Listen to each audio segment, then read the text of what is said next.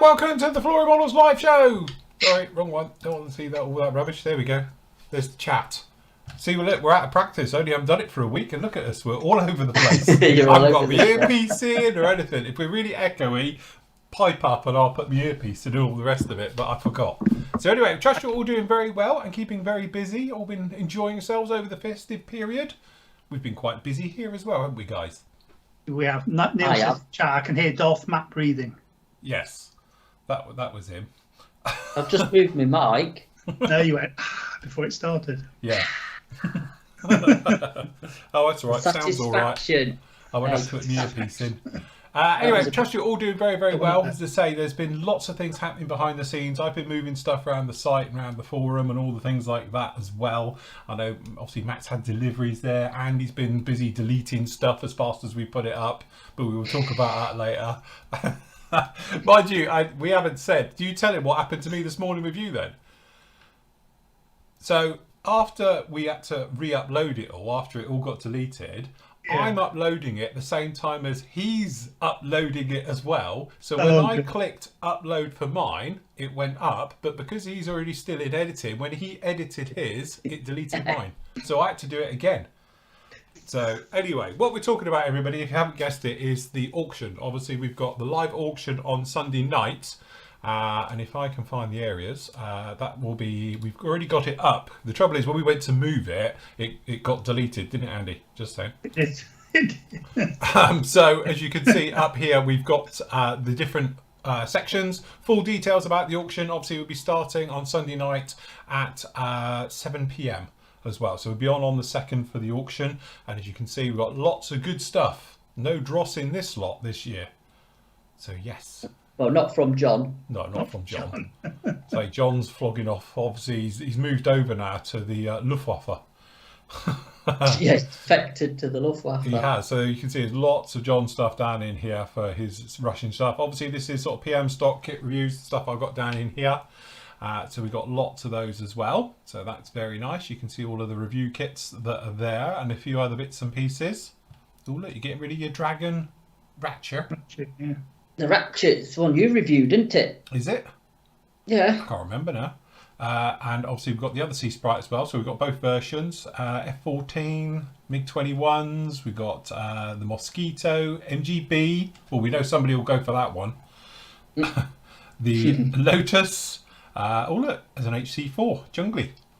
Very nice as well. To the Flashpoint. It is. And we've obviously got lots of other Luftwaffe type bits down in here. That's Nathan's. Oh, look, the Whitley.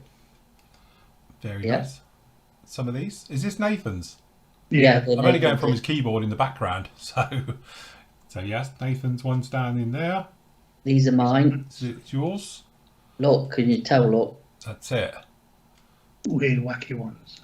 Look at that bottom one. Look That's at that. amazing. What is That's that? an amazing kit. Oh, it's a Viscount. Yeah. Just it's a biscuit. I was going to say, just like the biscuit. And there's some bits from me. Some of these obviously are the review ones, as you probably guessed. So there's a few of my Edard ones. I'm clearing some space. We've got the Copper State Newport down in there. We've got the 4GT. We've got the Mother of Dragons. I've renamed it. Because obviously it was the first U2 Dragon Lady. So I've called it Mother of Dragons. So that'll work. All and right, also up here we've got the Wing Not Wings kits. So I've recalled them as well. So we got those as well. And also we got very, very limited edition 2 mugs. I've got some mugs, you see. So I've got a twin pack. So I actually come across of a brand new boxed, or was, so I took it out of the box to do it there, of the 2021 mug as well. Are we doing that as the first? Well, it was originally when I did it the first time round. It probably will. Lot 45 will be the first one to get you all going. That's the plan for that particular one. But as you say, you can see all the full details of what's in there because John's got a lot of his stuff, has got extras and various bits and pieces. So they are all up in here. As you can see, lots. There's 45 lots, I think it was, to go through. So we'll be starting at 7 o'clock and work our way through to the end. So if you fancy doing it, don't forget, as always, you can do a pre-bid. So if you want to send over your pre-bids, who's doing that this year? Is that you, Andy, or is it Nathan doing pre-bids? Yeah. Right, so you can obviously message Andy with your pre-bids and he'll bid on your behalf if you can't make it. The usual bits and pieces go along with that one. Standard postage as always, UK normal, because otherwise if it's going outside the UK it'll cost an absolute arm and a leg in postage costs. So UK bids please, and we can go from that one. So that's all pretty good. Other thing as well, up at the moment, you've got the reviews. I've been doing lots of reviews this week amongst other things as well, as you know. So the Edard Zero review went up. That is an absolute mega kit. I saw that review and it does look really, really nice. You know, the level of detail, look at that. It's literally off the chart. It's a beautiful, beautiful kit. So yes, very, very nice indeed. Fully detailed. Again, the thin parts are very, very thin. Clear parts are gorgeous. Usual instructions, various bits and pieces go through. Colour photo etch looks really, really nice as well. And the decals are their new type, as you can see by the carrier film on there. But yeah, very, very, very nice indeed kit on that particular one. The other one as well is the Growler. I have to say, beautiful kit as well. Absolutely love this kit. Goes together really nicely. You've got the radar as well, all the various bits and pieces on this one that make it a lovely kit. Decals are beautiful, and as you see, the surface detail is gorgeous on it as well, right the way through. It's got some really nice touches with those instrument panel areas, things like that down in there. So yes, very, very nice. Big thing to say is that... Go on. I was about to say, until I saw this review that you did, I always thought that the G was just the F with some extra, different pods on. Didn't realise it was actually a different F altogether. It is. So this is the big difference between the G kit and the F. And sorry, I have put a disclaimer on everything, just because when I was editing it, it sounded I was confusing myself, let alone everybody else. So in the G kit, you only get this sprue.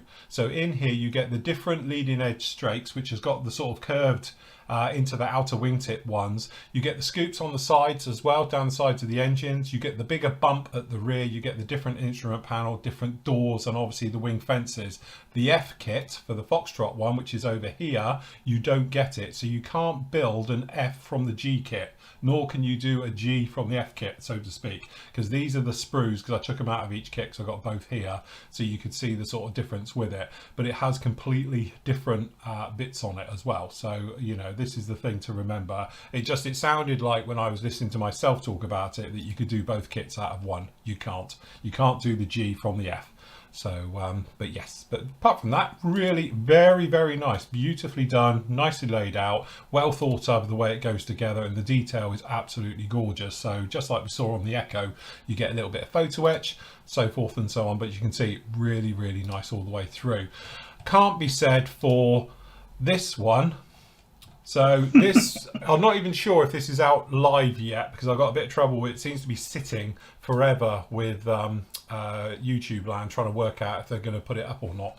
But it is working at the moment. But it's got great detail all the way through. But there's lots of descriptions in here about where you have to take certain bits off. Like, for instance, one of these here, these bits along here, it says on the previous page that you have to take 0.5 mil out of it, because obviously it's wrong. It tells you where all the flash is, of how to remove all the flash and the various bits and pieces. The ECS pipes at the back are horrible.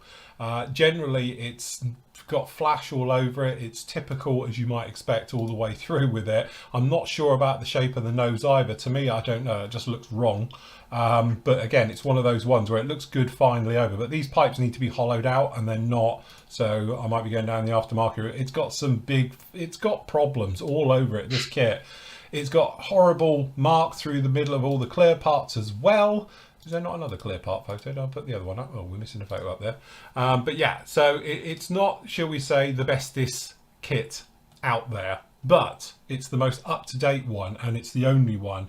And like as we said before, I will be doing it. I am going to build this one, as Matt knows. I've put in some aftermarket parts as well, because it clearly needs them. But it is the only one. Please have a watch of the review, because there's 2 rants in it.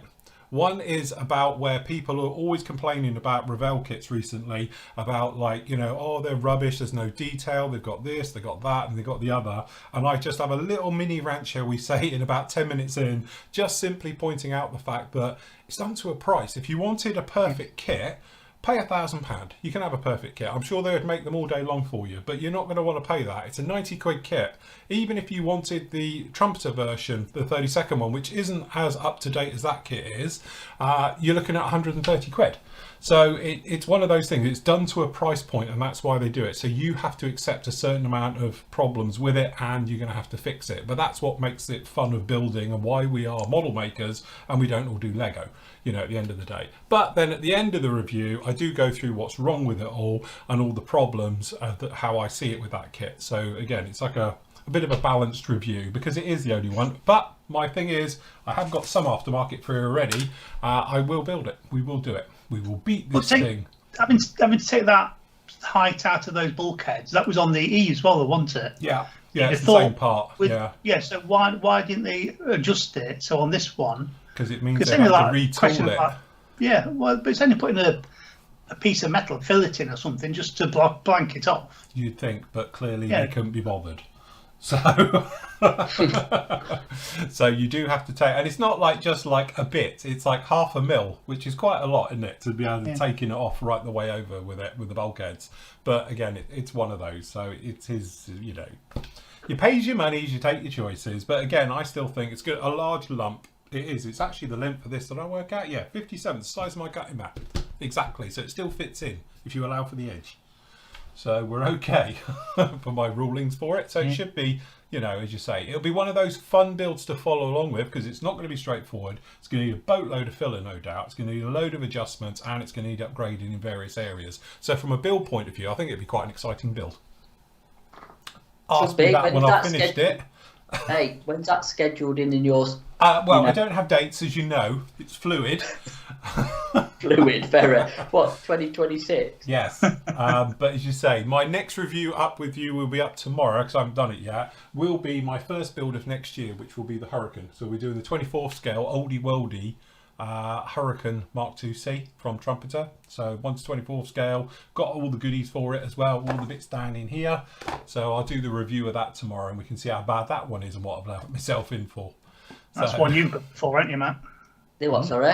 You built that one before, haven't you? Well, the Trop version. I built a version of it. I say that fits in really well with the 70s group building Flashpoint, doesn't it? It does.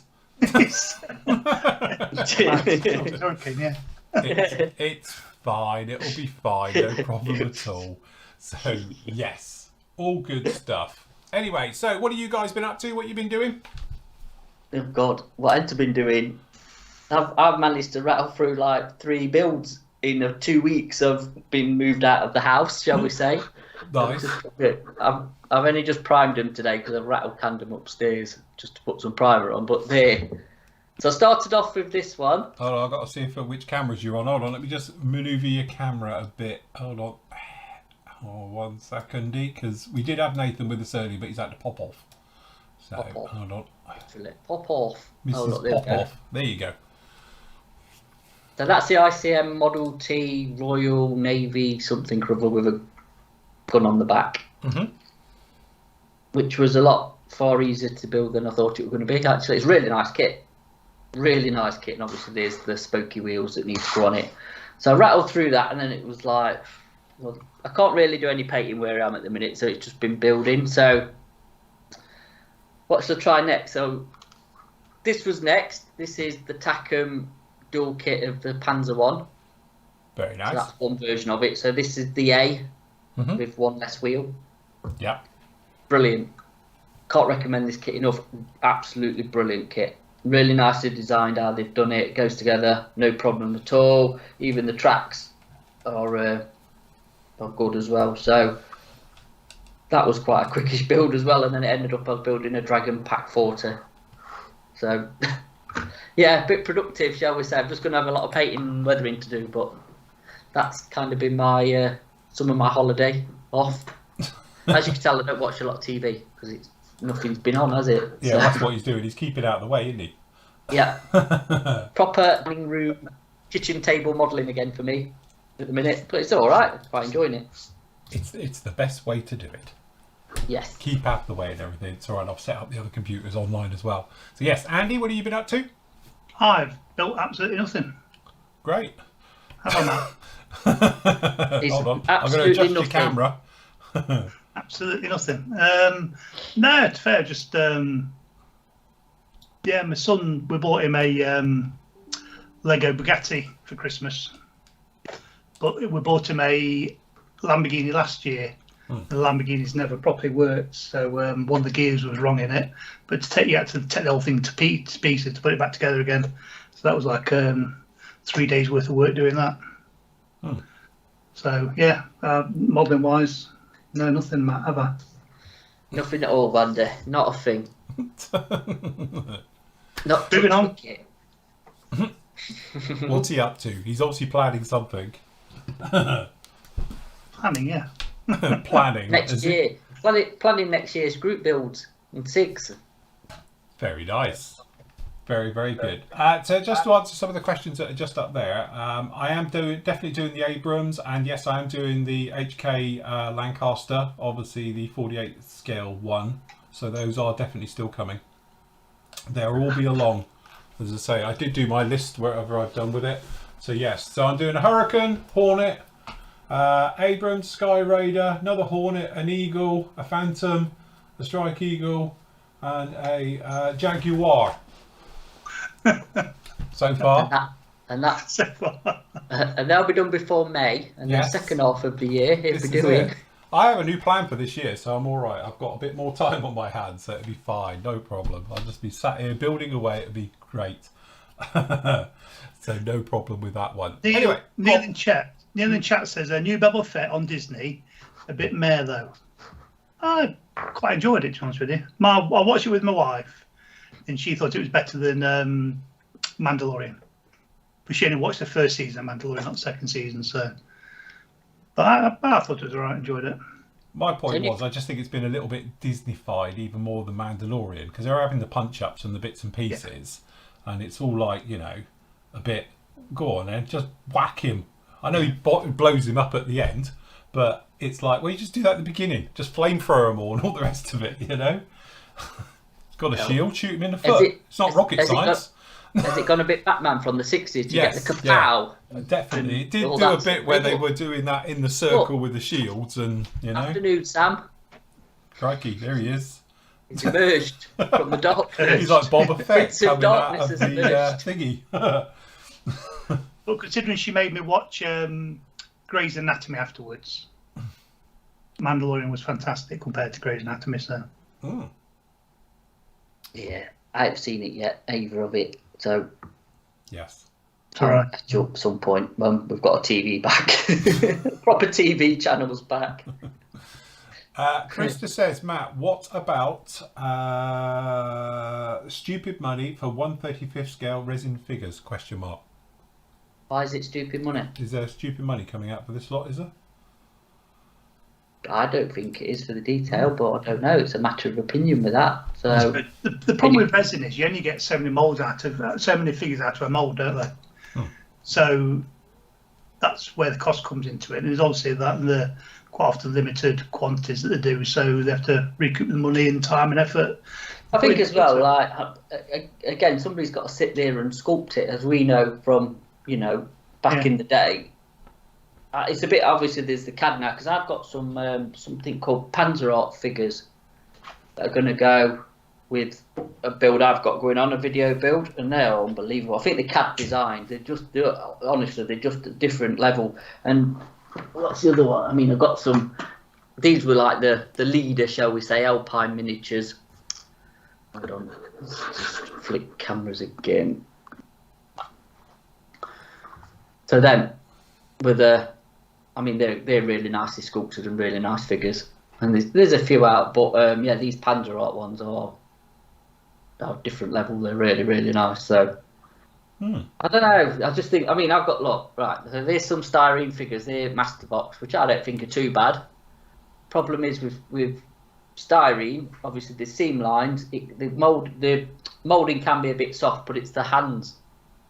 You don't get that with resin. They actually hold stuff. They look like hands, where these can look a bit sort of. Yeah, they're not. Do you know what I mean? Yeah, I know what you mean. Yeah. It's the posable thumb thing that cats struggle with, isn't it?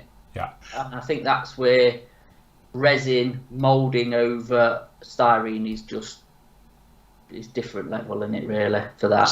He says no. It means 3 to 5 figures for £100 to £200. Who are they from? Yeah, I have seen some where you get. I think me and John were looking because he wanted some figures for something he's doing, and there's like a 5-figure crew, and it's I think that's over 100. But they were thinking and designed in New Zealand from a company in New Zealand. So obviously, like we've said, these. I'll talk to my hands. I know they're not exactly very big, but you still get them from one part of the globe to another. If that's what it means anyway. And then I don't know who else does something, because everybody normally like resin figures there's a two, like ones or twos, or very rarely. But if you get any more than that, there's only a few companies that do that many in a set. So did they put up who it is? No, not yet. Post up. Who is it? Who's the company? We'll have a look see. Beans, Krista. Again, just a joy to paint their resin figures, because they kind of, I won't say they paint themselves because that's a bit of a cliche, but how they're moulded and designed, it is very easy to read the highlights and shadows and all that sort of stuff, where styrene figures can be a bit sort of, like I say, a bit softer, so it's a bit hot. And the heads as well, it's just a must to just change to resin heads because of the... Sure, the majority of us can still make them look like Krusty the Clown, so... Yes. The Joker. I do my best. Yeah. Yeah. I would definitely go personally resin over styrene if the poses and the figures are there. So yeah. Orc models, are they reissuing Frog Nova kits? Is that Korean They might company? well be. We've got some vintage classics in the store at the minute, and they're selling very well. They are actually, yeah. And I'll tell you what they've done is they've been quite canny here, because they only reissue in the ones that nobody else has released, if that makes sense. I don't think you can get them from anybody else. From, anybody newer have done any. I think perhaps the Gloucester Pioneer, but I don't think, does anybody do that at 7 apart from the old Frog kit? There's one that does 48th one, isn't there? There's a 48th one we were looking at. Clear prop. I don't think 7 seconds. So yeah, the Vickers Vimy, and I don't know. There's a what's that trawler thing? What used to be Radio Caroline? Oh yeah, like that. The ship. Lighthouse. Lighthouse thing, yeah. I noticed though, because obviously Matt did the buy-in, and I put the stuff up on the site, and I noticed that when I was looking at the suppliers, there was one particular kit that he didn't order in. Shackleton. Oh god, yeah. Oh. What, the old Nova Shackleton? Ooh. The old Frog Shackleton. Ooh. Exactly. That's the exact reaction I gave as well. When hey, look, the bit where Revell even put a disclaimer saying sorry, it's bad. Yeah. No, and if Rebel has to do that, it's like it's got to be off. It's not up to our normal, our normal high quality. Really? I just go through a list of what was available, and I thought, oh, Shackleton. It's not ordered any of them. No, thankfully, I think obviously Airfix and Revell redid it. So yes, that's the thing, when it was a shack, get one of them. When it was the only game in town, then that was different. Obviously, it's been slightly superseded now, so no, that's a bit no. Some of the other bits are a bit interesting, definitely. Yes, there we go. David says he's bought that South Goodwin lightship. That's the one. Yes. Yes. I think that went out to him today, actually, on the post. So, just to let anybody know, any orders from, 2 hours ago, I'm afraid it's not gone out today, and it won't go out till Tuesday, because I'm off tomorrow, because it's the wife's birthday, and we're off on a jolly. Nice. So, yeah. Well, today's birthday, won't they? Don't be put off. Keep buying. No, I must admit it's been very busy since Christmas, and now the old orders have been flying through. So yes, thank you to everybody for that. All very good. What we thought we'd do is, obviously we've got lots of questions, so we can catch up with, obviously, because you guys have been posting them up. So what we can do is we can go back through the questions, and we can hopefully answer some of those for you. Then we can delete them all and clean it up, so when we get back to normal next week, we're all can be there going forward. So if we just pop over to some of those. So where should we start? On Wednesday's show?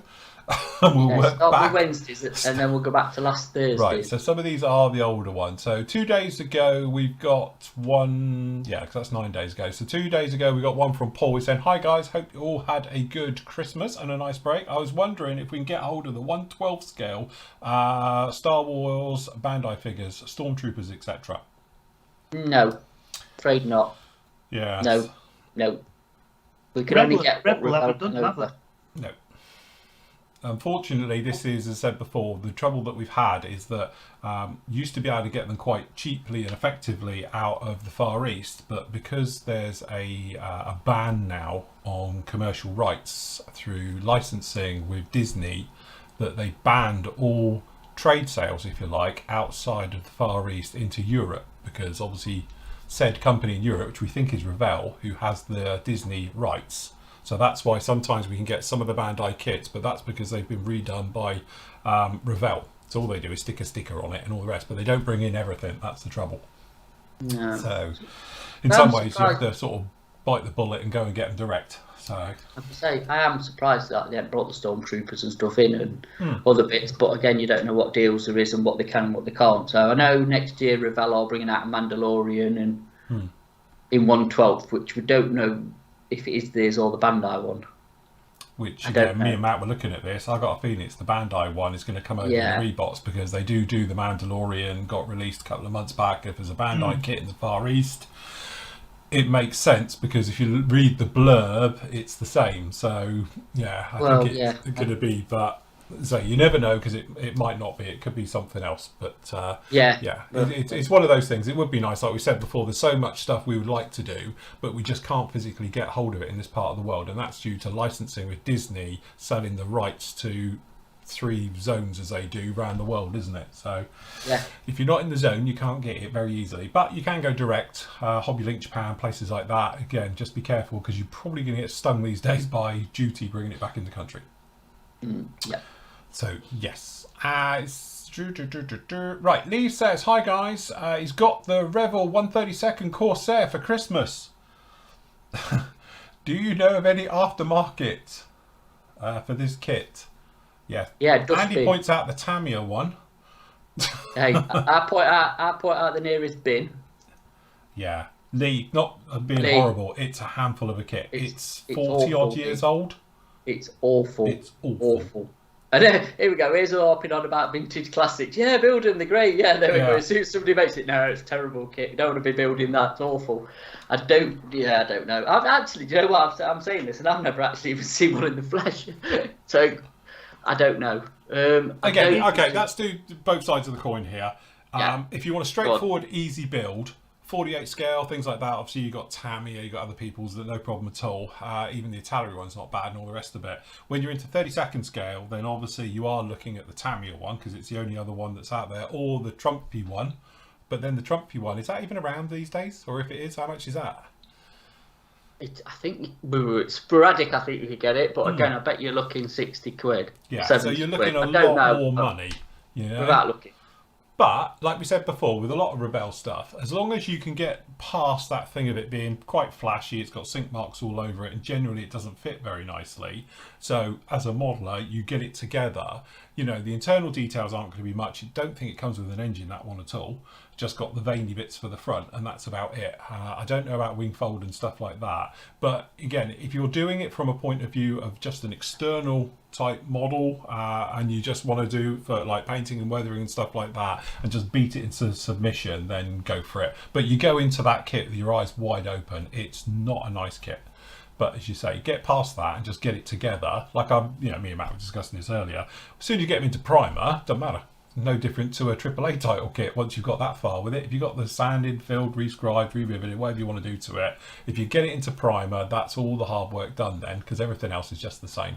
But as for aftermarket and stuff, I don't know if there's even any of that for it. I don't think there is. I'd just get a set of harnesses for it, which you can get for the Tamiya kit. And just put them in it, and tubes of filler, you'd be fine.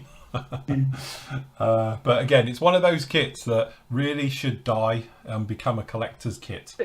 Put it in the original box art, and you can't compare that kit to that Spitfire you built. No. You know, because it's like I'm digging out the old Revell 30-second Hurricane and the Bowfighter, and they're all of that era, aren't they, of the original 30-second kits, I suppose, if you want to say it. So, you know, it's I don't know when it was released, but it's got to be 1970. Well, there you go. Then it's it's old, isn't it? Yeah. Well, there you go. It's 51. And it's going to be showing its age. Yes. Yeah. So Did somebody buy it you as a present or? Yeah. Yeah, I didn't know. My nemesis was that I did the Trumpeter one, but don't forget, everything I did to the Trumpeter one, I just broke it. The kit itself, if you was just to build it straight out of the box, it'd be fine, but I threw everything at it and nothing fits. So that was the problem I had. And then I put lighting in it and it broke, and it's like, oh, Jesus. And then the weathering went wrong. So you're still not learnt your lesson then, have you? No. So you're going to do all this to this Revell thingy, and we're going to hear the same story. Or why have I bothered? This is just rubbish. Yeah. I can't wait for this. Can you build that next? Can we just build that first and scrap the Hurricane? Because I want to see you. Should we just scream with it? I'll tell you what, the funny thing is that obviously I built the Trumpeter 30-second Hornet, and it's actually quite straightforward how it goes together. This is one of those, it's like, why? I know they're trying to add detail, but it's really complicated the way it goes together. So you just know you've got all these different fit things, and then you're going to have to try and sandwich between two, and you just know it's not going to go. So it's going to be a handful, isn't it? It is going to be a handful. But again, in some ways, I'm going in with it eyes wide open. I know it's going to be bad. You know it's not going to fit. You know you're going to need to fill it, rescribe it, and all the rest of it. And it'd be one of those you're just going to beat it into submission. And then once it's done and together into primer, it should be happy days. But yeah, there's nothing straightforward about that kit. Just looking at the instructions for it, it does have full engine, but it has nothing else. It doesn't have any of the fuel tanks or anything behind it. But it shows that you can do the wing fold up. But the way it looks like it's just like you basically just cut the wings. I think the bottom wing comes in two sections. Right. Bottom wing's full one section. The top wing's in two sections, but then you have to cut. No, the bottom wing's in three sections. Okay. It looks like you have to actually then cut the wings. I don't think it even has any detail on the inside where the wing fold is. Oh right, so it's just gaps. It's a bit like the old Matchbox Diver, where it's just them two things where there's just nothing there. Yeah, it looks a bit weird. But again, it's of its day and it's of its vintage, so I think you've got to bear that in mind. And I think if you paint it up and weather it nice, I think it'll still look like a nice kit. Bit of salt chipping, make it look brilliant. Yeah. Oh god, salt chipping. Just make sure you get the right sort of salt to chip it with. Yes. Follow Phil's build, you'll be alright. Anyway, Carlos says, trust we all had a wonderful Christmas. Question, AK 3rd Gen paints, what thinner works best? And what ratios yield the best results for you? Matthew, because you're the only one who's ever used them. I actually used Vallejo thinner because I didn't have the AK one at the time, but the AK airbrush thinner works absolutely perfect, and 50-50 mix. Yeah. Start with works okay. It's actually quite forgiving, to be honest. It's not. We tried the AK blues one that we sell. The what? Sorry. What's the AK thin that we sell? That's not AK, is it? Sorry, I'm thinking of what are you thinking of? That. Oh yeah, but that's alcohol based. I don't think it'll like that. Yeah, stuff. that's the same as X20, isn't it? Yeah, well, similar, isn't it? So yeah, I've been using the Vallejo one, but I've actually got. I think I've got some AK thinners, but yeah, I'd start off with a 50-50 mix and then go from there. Really. Cool. Good. Right. I can't remember. Did we do any of the questions from the last Thursday show? We just skip them on? No, I didn't do any of them. We just live out the year and kits and nice airfix. Fair enough. Okay. Happy Christmas to obviously Alan in Crete. Very nice one with the reindeers towing a bomb. Glenn says Merry Christmas to everyone. I think it means if there was one kit, a current out of production or a one of each, what would you really like to find under your tree and why? Joe's the example. He says his would be the Poacher, 1/8 scale F40 Ferrari, I presume, or the Border Models Lank. Crikey, that's a question I should have read before. Yeah. I've never. Do you know something? This gets brought up a lot for us, doesn't it? What's your dream kit, and what would you like? And do you know what? I've never had one. I've never had something. I think I really wish I had that, or they were a kit of it, or anything. I just don't know. See, I can never think of it. when Phil built Really? Millennium Falcon, I've always wanted to do one of them. Yeah. I think at the time when Phil got his, I think we then sold out of them, and then I think we had him in again, and then sort of like, I never did, because they weren't the cheapest things in the world, were they? No. But then, due to my wife saying, "What do you want for Christmas?" and she got no idea what to buy me. She bought him some socks and pants as usual. She got some stuff. So I've actually got one this year to build later on in the year. So mine would have been would have been the Bandai Millennium Falcon. I can't. No. Yeah, I can't think of a kit wise that is out of production. Because again, if you know, it does say current or out of production. Yeah, but again, I can't. I say perks of owning a model shop, really. We can get hold of pretty much everything if you put your mind to it. You might have to pay a bit more, but even stuff out of production, you know what it's like. If money's no object, and as I say, you could get hold of probably most things. Just to have something which would be nice to find, Again, it's one of those where we are totally spoilt, I think, these days. It's not like there's not a version of. Yes, of course, you could do the old-fashioned, I'd love to see a 32nd scale Jaguar or a Buccaneer and all the usual type things. But for something that's completely, the only kit I would say recently that it would be nice if someone did one, I'd like to see a Harrier FA2 in 1/32. The Sea Harrier, the long nose with the Civics and radar and all the rest of it. I would like to see that in 1/32 because no one does one of them. You can get a conversion if you want for the 24 scale horrible Airfix version, but I don't even know if you can get the conversion anymore. So that would be the only thing I can think of now which isn't readily available, that you could just go out and get. Yeah. But funny, really, the Harrier's not a massive aeroplane, so it would convert well to 32nd. I know, obviously, Trumpy did kind of a GR5 and AV8s and stuff, didn't he? And there's that really, really, really, really old GR1 from Revell that got re-released, but again, that's not really worth looking at, is it? No. But if it's as iconic a Harrier is, it's another overlooked aircraft, isn't it? Yeah. I must admit, when Trumpeter first brought out their Harriers, because they started with the AV8A, then they sort of with the the AV8B in 32nd and things, and then they did the GR sort of 5.7 kits and stuff, and there was the Night Harrier as well. It's got the different nose.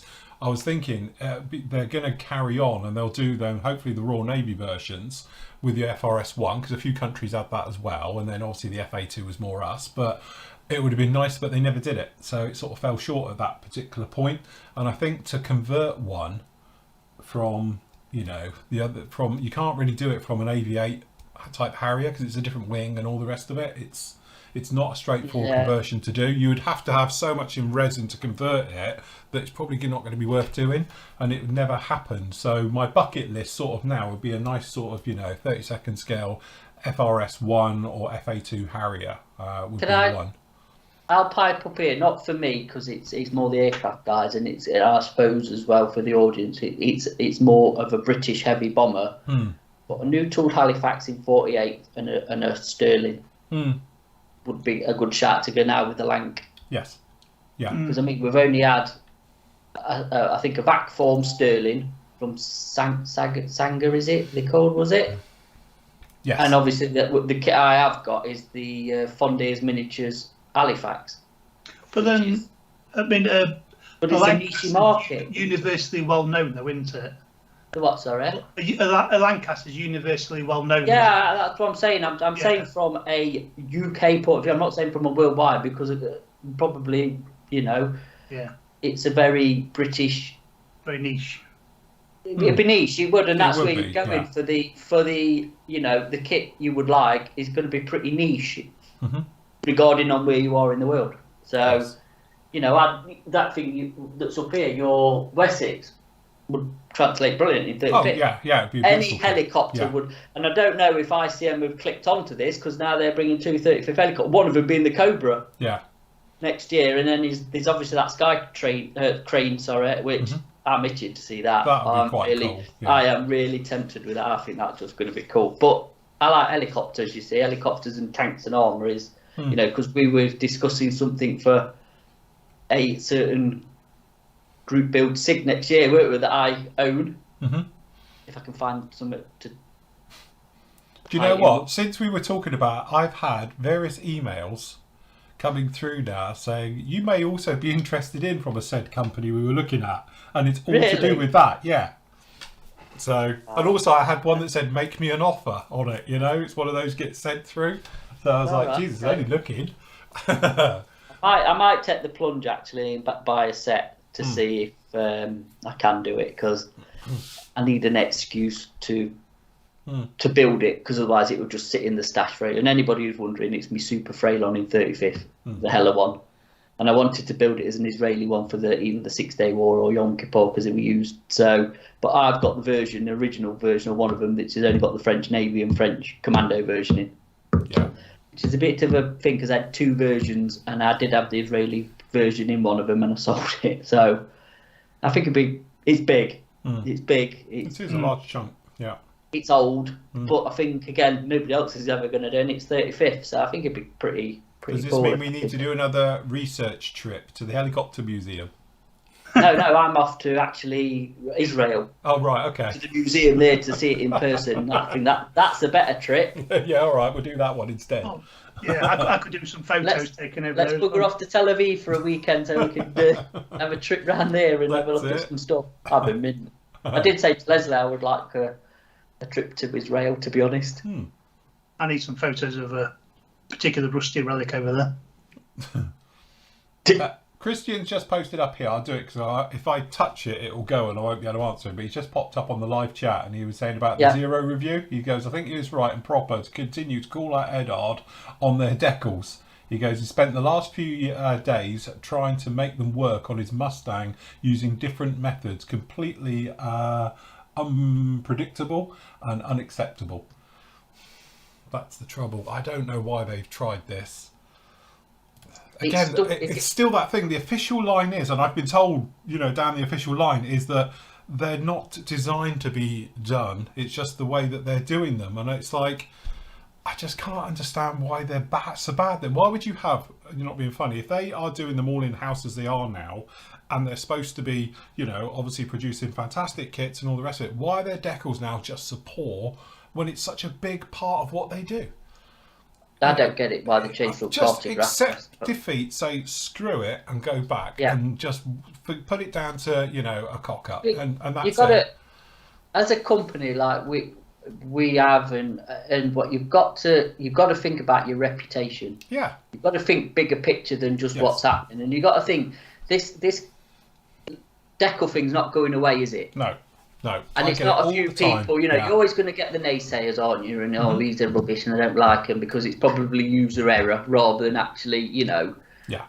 But I don't think this is anymore. It's got to a point where there's that many people moaning. At some point, you've got to listen and go, this is a problem. And like you've just said, hold your hands up and go, this ain't working. We need to go back to the other ones. Because, I agree with you. Any of the limited edition boxings, the decal schemes, and obviously even just their normal.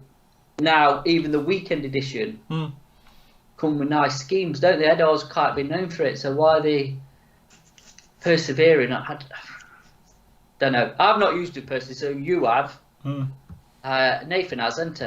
I think. Has Nathan used them? You've not done them, have you, Andy? I've not done anything for them. So, Edar recently, no. From a personal point of view, I can't say whether they're great, crap. I don't know, because I've never used them, so I can't say. But obviously from other people, even on our forum, have said they're not great. So, I don't know. It's odd, innit? It's an odd strategy, I suppose. But Yeah, I just don't Somebody get it. from Edard, come on and talk to us. The thing is, as I say, I've had the official line and the official briefing, which you just know is a typed up thing they just do for everyone as an automated response almost. And it basically says they're not designed to be used this way and it's this, that. But I just, it's they're sticking to something that you don't want to. You just need to literally just stick your hand up. We've seen lots of companies screw up. We've seen paint manufacturers screw it up. We've seen everything. Even with Sanders in the past, we've screwed up. We've just like, no, it's not worked. And at some point you just have to cut your losses, because otherwise it is a concern of mine now when you know full well that you might need to get some different decals for it. Yeah, but then that's again, you're sort of killing the point of having the kit. Yeah. This year coming, we need more manufacturers on to explain their decisions. Yes. At least we have Pranjit on from Airfix, and he's pretty open, to be fair. I obviously can't talk about anything, but come on, get in touch and come on and talk to us and say, right, well, this is a decision, we've done this. Because they might go, well, we've done this because we've got to for whatever reason. Yeah, that's it. That's absolutely fine then. You've said it and everybody knows where they stand, but it's like... Did you really say that Pramjit's pretty open and then you said he can't talk about anything?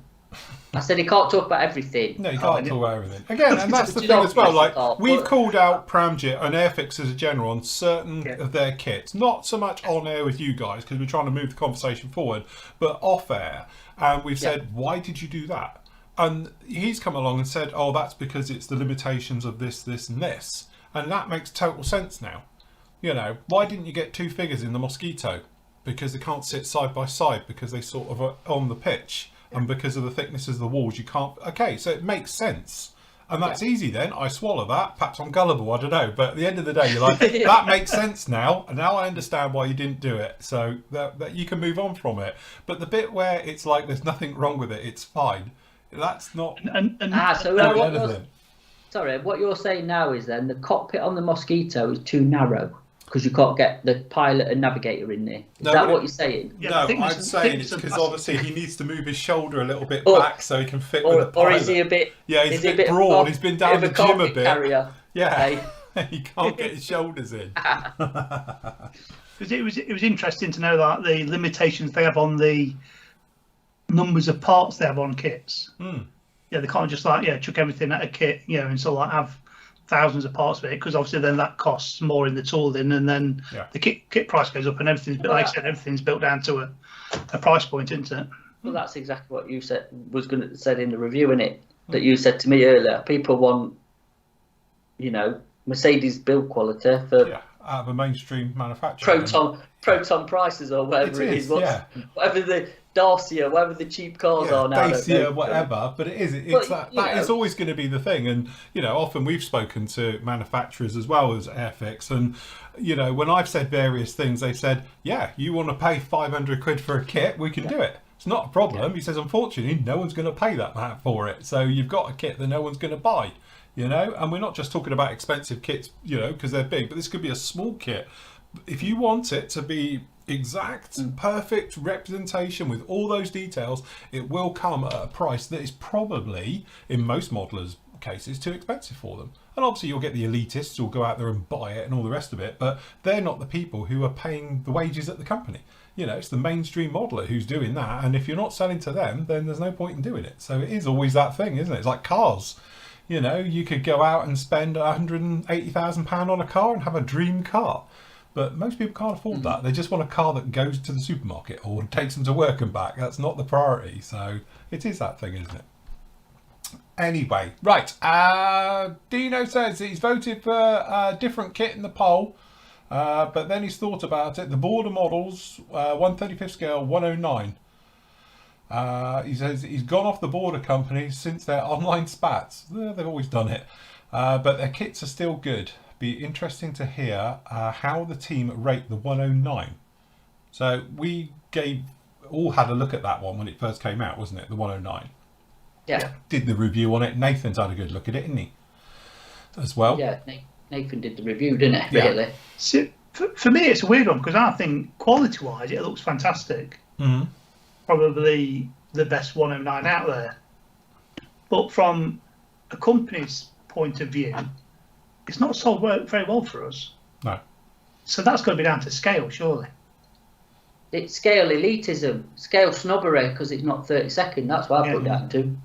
Yeah, it's got to be though, hasn't it?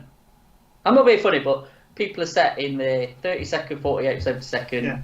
Yeah, absolutely. 1144 for 24th. Yeah, they're the scales, aren't they? And then obviously you've got your armour 35th and 7nd, now a bit of 48th, whatever. Even the 48th armour, I think, is a hard sell. Because it's not traditional, is it? It's not the traditional 135th, 172nd. I know there's like 170th. 48th armor's been going on for quite a long time now. Well, yeah, I mean, Tamiya's really.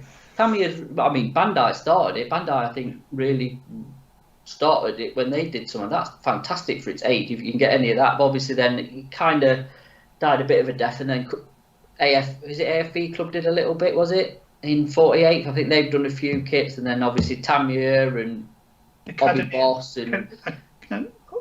Hobby Boss, wasn't it? Hobby Boss have done a few. They've done like T38 with a full interior and a Sherman and stuff. People sort of dabbled the toes, but I don't think it's ever really took off. No. As perhaps they thought it might, because obviously then there's the crossover, isn't there? I don't know. The kit itself, I am tempted to build it, if I'm honest, that border model. I did drag it out and then put it away and talk myself out of it, because I don't know why, if I'm honest. I think I need an idea for it for something else. Like I said, I'd say it was the best 109 out there. But 135th. Well, in any case, I'd say it was the best one out there. But from here model side and point of things, it's not been a very good, not been a brilliant seller, has it? No, we had the pre-order, and then obviously after that, it's. I don't know. I can't answer that. I have to say though, from obviously I get a little bit of feedback from you guys who message me about it, and the couple of people I know have built it, there's been sort of mixed reviews. And to be honest, Neil's just put up on here as well, one of the problems I've heard is the instructions are a bit lacking, as in they've got wrong call outs and various things in them. So it's a bit like it's been rushed out and no one checked it. And apparently there's a couple of fit issues with that kit as well, where again, people have said it's just niggly little things really. But generally it's actually been a really nice kit and an enjoyable build all the way through. So I can't comment, I've never built on it, it's just what I'm hearing. So again, it's one of those ones where, I know there's no such thing as a perfect kit out there, but yeah, the niggling little errors seem to come through with instructions, and there's a couple of little fit things that should have been picked up perhaps and smoothed out before it got released. But generally, the kit itself, like Nathan when he said, seemed to be all very nice, wasn't it? The detail was all there. The detail. I think we were saying as well, there's no aftermarket for it, which again seems to me a bit odd, because no one's got on board, have they? There's nothing from like Edard or anybody like that. I think Nathan Pratt mentioned something is coming out for it next year, but I mean, we did that in the summer, weren't we? It came out in the summer, so 6 months ago. Yeah. Well, Phil's, weren't we? Yeah, we were all down here, wasn't it? So yeah. Not even a mass set out for it. No. Come on. So is that a bit of sort of kicking the thing to border from other companies or what? Like industry thing? Yeah. Oh, well, it's not 32nd or 48th, so we're not going near it because it's 35th. I don't know, it's just a bit odd. It's very odd because it's not a bad kit. No. I just saw something then. That was quite interesting. See something interesting? No, something in chat, but it's moved up now. I think I've missed it.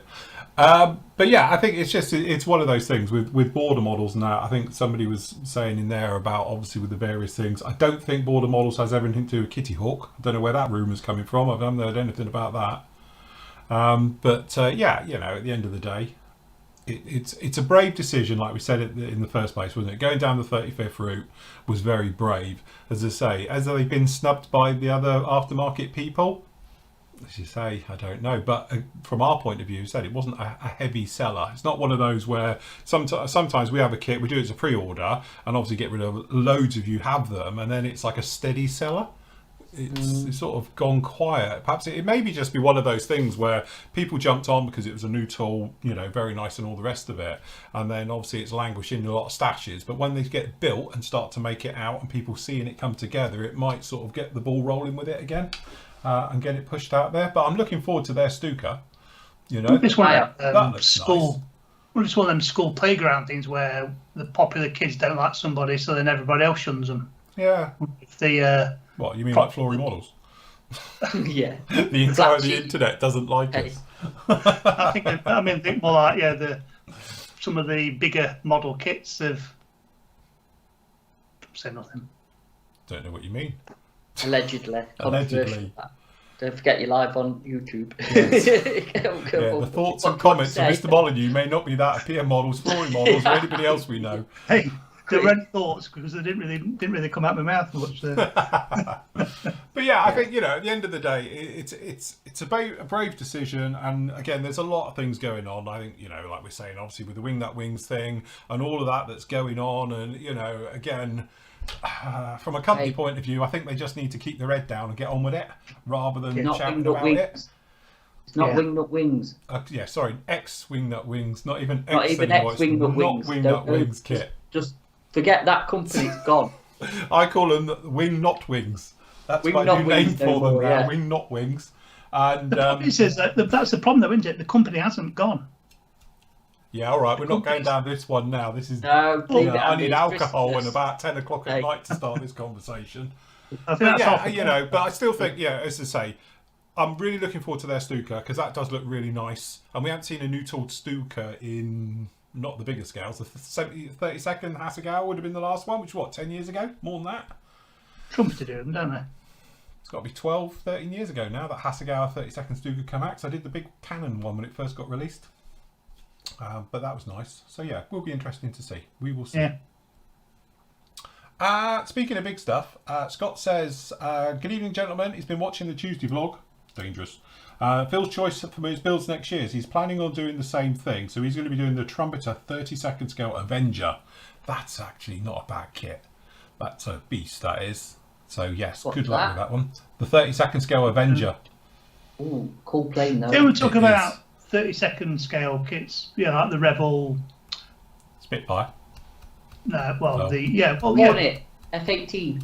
Well, good quality, so 32nd. Not the good Avenger, quality. it's not really an expensive kit for what you get, is it? Not for the amount of plastic you get. Yeah, it's a massive aircraft, and you can pick them up reasonably priced. If you get them at the right time. You had one. You got one from Thingy, didn't you? At that time when we were at for about 30 something quid. Because that's got full interior and everything, hasn't it? The 32nd Avenger. I did. It's a nice kit, that one. It's one of their better ones. Yeah. It is. It's What's their Dauntless like? Yeah. Yeah. It's a bit like their Wildcat. It's like, it's all there. It's just a bit clunky. But the Avenger, I think the Avenger out of that series when they did them all, that's actually really, really nice. That was early 2000s that came out, wasn't it? Or around about 2000. And I think the Avenger is one of those ones. I've never built it, but I've had it in my stash before and sold it because it's a beast because it's a lump and a half, that thing. So, it's a very, big very plane. nice. So yes. Anyway, so he's talking about that. He says he's also recently bought the Trumpeter 132nd Sky Raider. He's very excited to know that I'm building it too. What aftermarket am I planning on? At the moment, I've got the Quinta Studio. Well, I haven't. A certain company, PM Models, is getting me in the Quinta Studios 3D cockpit for it, and then I'll probably have a look. So what I'm going to do is I'm going to do a review of it. And then we can have a proper look at it and see what I think it's going to need. Obviously, I'm not planning on opening this particular one out, so I'm just going to load the hell out of it with a lot of weapons and probably have it folded up. So, obviously you're not going to have gun panels open and all things like that because it literally will just be folded up because obviously you need it to fit in the cabinet. You can't fold it up. Yeah, that's it. No, don't. It fits in It the look cabinet. awful. Where else am I supposed to fit it? It's hanging on the wall. What's the point though, doing all that and folding it up and covering all your cockpit? I'll tell you what's wrong is people who put one up, one down. Yeah. Stop it. Just stop doing that. It looks wrong. You did put it, them up, Arthur. put them up. What You're going to have what them did down, you up do? and down, but just don't do one of each. That's like... I've done the Trumpeter Sky Raiders. I've done one with the wing fold up. Tamiya, you mean? Tamiya one, sorry, yeah. One up and one down. No, you did one not long ago. You did something not long ago with folded wings, because... Oh, no, you did... Oh, you're a Rado. I was going to do it folded, but then... But that would have been different because it's not over the canopy. No, it they're kind down the of sides. twists and folds back. So actually, that isn't as bad. It's when they fold up. Because no, just don't do it. No. James, that the toilet for it, you can buy that. That was actually just been released as from somebody, isn't it? Victoria Plum. Victoria Plumbing's just released it, but no, it's actually just been done with a photo etch cage for the toilet, and it's actually a kit. So you can get it for the toilet for it. So yes. Thomas Crapper. Incorporated. But that's enough for carry on. Carry on at your convenience. So yeah, so anyway, that's the plan for that particular one. So that'll be a fun one, definitely, because I can weather the hell out of that. What, the toilet? Right. Nigel has put on, he says, Phil, I'm sorry for the state of the gift. No, I've still got it here. One of the few things I haven't cleared off my desk yet. It's all right. It's fine internally. Look, quick look, inbox flat. review. Hold on, where's me cameras? So, hold on. Honey, I Shrunk the Kit. Yes. So, sorry, wrong one. Where is it? Well, that one. Sorry, wrong one. There we go. This is the one. The Sweets series. Is that a sweet kit? Yeah. Nathan loves them. Yes. They are weird box art though, aren't they? Japanese, Yeah, well, it's Japanese, isn't it? They're all off the planet. So anyway, we got that one there. But the markings, don't get me wrong, it all looks a bit weirdo and everything. But in a minute, I'll zoom in. But you can see it goes together pretty straightforward. There's not a lot to it. Yeah, but the markings, as you say, you think that they're just, kids' toy things, but no, they're not. Look, got that. That'll test your airbrush skills, won't it? It will do. Do your modelling on that? Yeah, modelling in 1144 on a 109. Blimey. So yes, as you can see, they're pretty Good luck with that. straightforward. They're quite a nice detailed kit, to be honest, for the scale. So you got that. Hold on, we'll dive in and have a quick look. See that. You expect with the box art it's going to be like an egg plane or something, don't you? Yeah, Just that's the like- whole point. Yeah, I think people often think. Just while you're doing that, Neil asked why aren't you using the Tsukimori Sky Raider as your base kit? Because I'm not paying that amount for a kit. Well, with the Zucchimori, most of it's internal though, isn't it? Yes. Yeah, why would you waste all that plastic that you can't see? Yeah, you're wasting all that plastic and money on pistons and things inside an engine you'll never see. But if you're not cutting it open to show everything that's inside it, and it's all like you might as well go the Trumpeter one. So it's a match pair because you get two kits. It's a combo, but you can see hopefully the detail. Look at the panel lining. Can you zoom in a bit? No, Has it got riveting? it has got a little bit of riveting. Has it really? Yep. Cool. Yeah, it's got a little bit of riveting. I hope I catch it in the light. Hold on. Andy, Google that kit and see how old it is on scale, There you mate. go. Do you see the riveting on the wings? No, from here I can't. No, mate. Look at that. I'm 300 mile away. Sorry. I'll send it on a pigeon.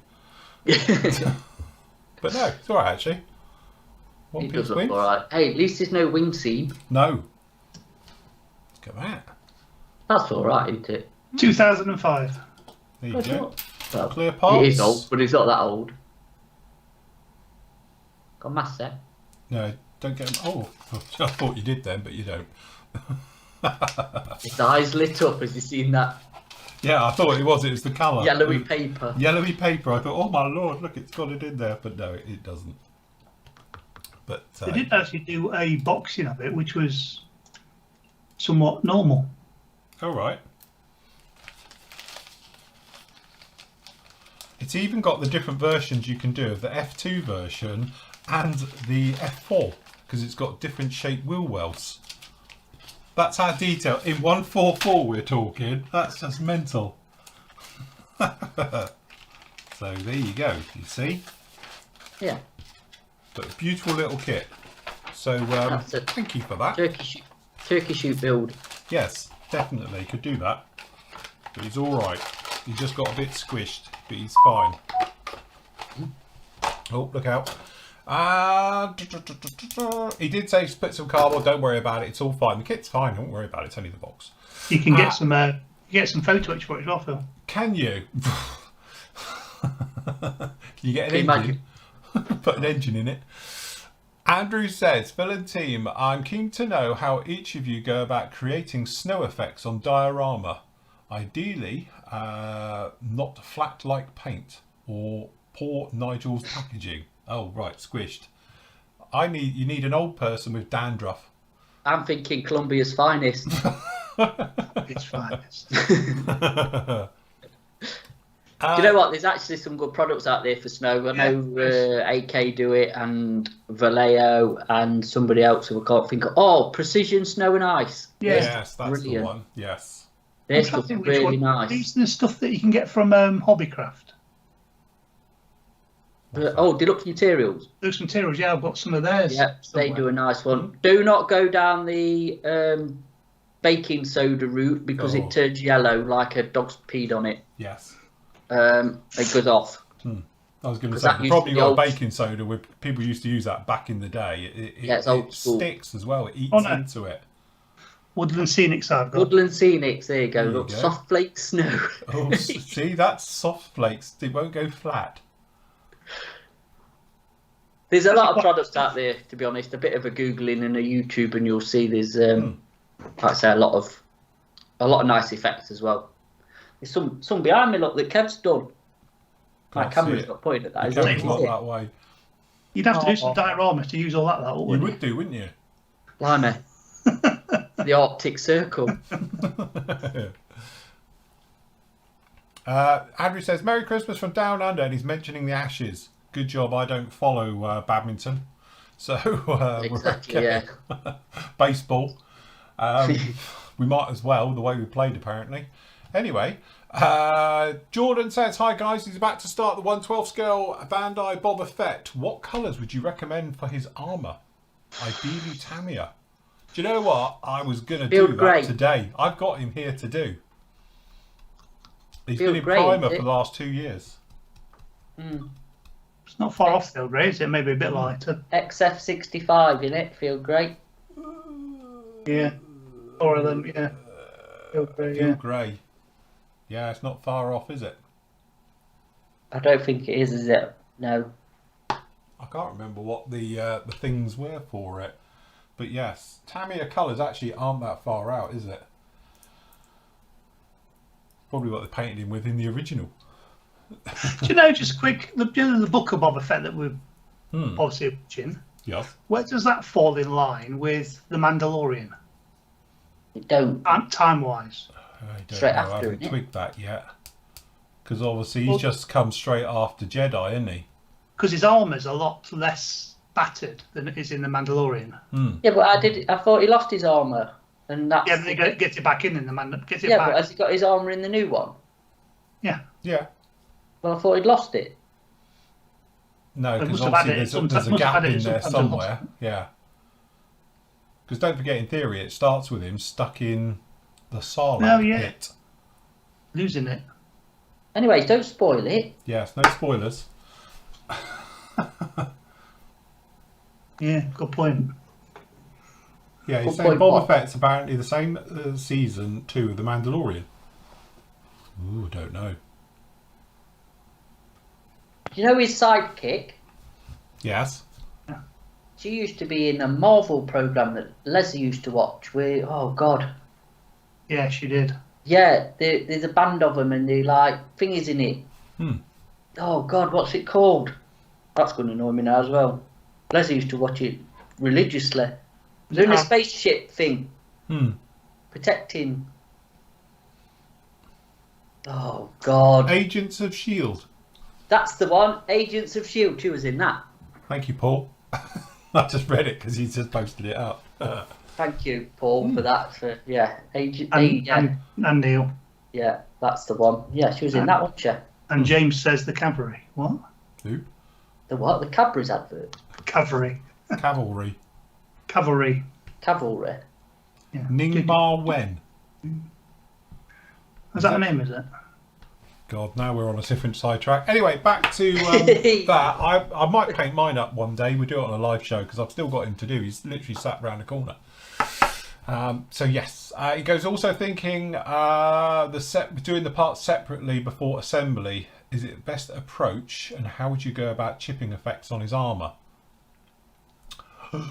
Now you're down the rabbit hole of where the chips are and all the dents are, and if you want to go down that hole, Jesus, good luck.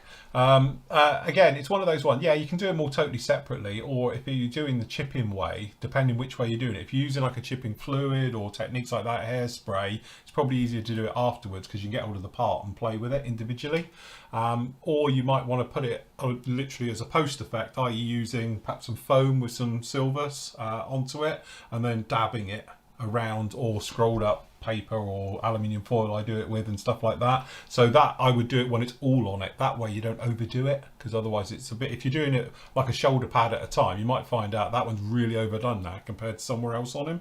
So just trying to keep it light and very chippy. What about the salt technique? I wouldn't use salt. You need rock salt. Rock salt. Yeah, not table salt. Yeah, that's it. That's where I went wrong. McDonald's table salt doesn't work very well. Proper chunky sea salt.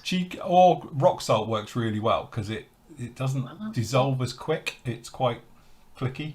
You can spray over it and just bash it off. Get proper chunks. Rocky. No? What, eh? Well, rock salt's proper gritty, isn't it? Yeah. You need a pestle and mortar, don't you, to crush it? Pretty much. But rock salt that I used afterwards, I twigged it. It was like proper chunks and bricks of it, you know. So that's what you want. So you just wet your model, put it on, so it's like so it eats in a bit. But then you can just like literally wipe it straight off. Yeah. What about masking fluid chipping? That would work well on like Maskell and stuff, wouldn't it? That would work brilliant. Boba Fett. Yeah, definitely. Do you know this masking fluid I used the other week? That blue stuff from Micro Industries. I like that. That actually does what it's supposed to do and peels off as it's supposed to peel off. Yeah. So just saying, I have to try some of that. It is. I've used it actually on the Sherman I'm doing to do the lights. You can just, usual cocktail, dab it in and spread it around, and it works. And I did it on something else as well, and it peeled off. It didn't, because I think I was using lacquers anyway, and that normally can degrade it, can't it? So it's hard to get off. No problem at all. It just peeled off as in a piece of latex, as it should. So good product. God, that Ming Na Wen. Yeah. She's 50-something years old. 58 years old. Is she? Crikey, she was doing all right running across the roofs, wasn't she? Or you be telling me that's her stunt double. They wheeled her out on a sack truck. Hey, don't ruin it. It's not 58 though, does she? No, she definitely doesn't. Not with her helmet on, anyway.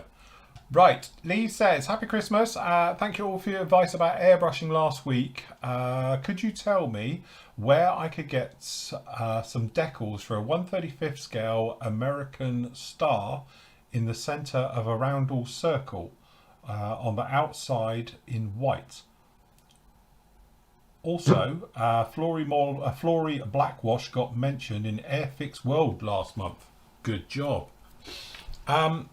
You can get various manufacturers, and I can't think of anybody off the top of my head, but actually do just insignias and things like that, and stars with the white backing. US Army. Yeah, they just do them in different scales, and then I've got some Edard masks. Yeah. For stars, I think perhaps try Archer, or there's another company that might do them. I don't know. I bet somebody in chat will say. And I know there's lots of masks for them, isn't there? Masking sets, so you can paint your own on. I don't know. Our friends at the Crafting Well, they did a set for US Armour. If you wanted to, die cut print ones and then paint on yourself, Crafting Well do some. Yeah, you can get them on. They're not vinyl either. They're proper like Tamiya paper, Tamiya tape, so they stick. They don't stretch, and they're good. They conform. Yes. I don't know, to be honest. That's the problem. It's getting it conformed to an odd shape, isn't it? It's a definitely US Army thing, isn't it? So yes. Yeah. If you go on Hannants and look at, I don't know, Tamir, Sherman. Just to put Tamir Sherman. I suppose Sherman. Yeah, I was thinking of like the armored cars and things and white arc tractors. Anything, isn't there? Yeah.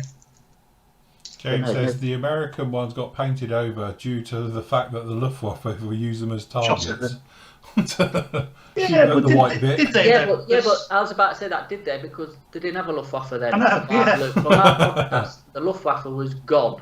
Yeah. We had air superiority. So are we talking here in Tunisia and a bit perhaps in Italy? But by the time we got to Normandy, they were pretty much neutralised. So this is according to Al Murray and James Holland, anyway.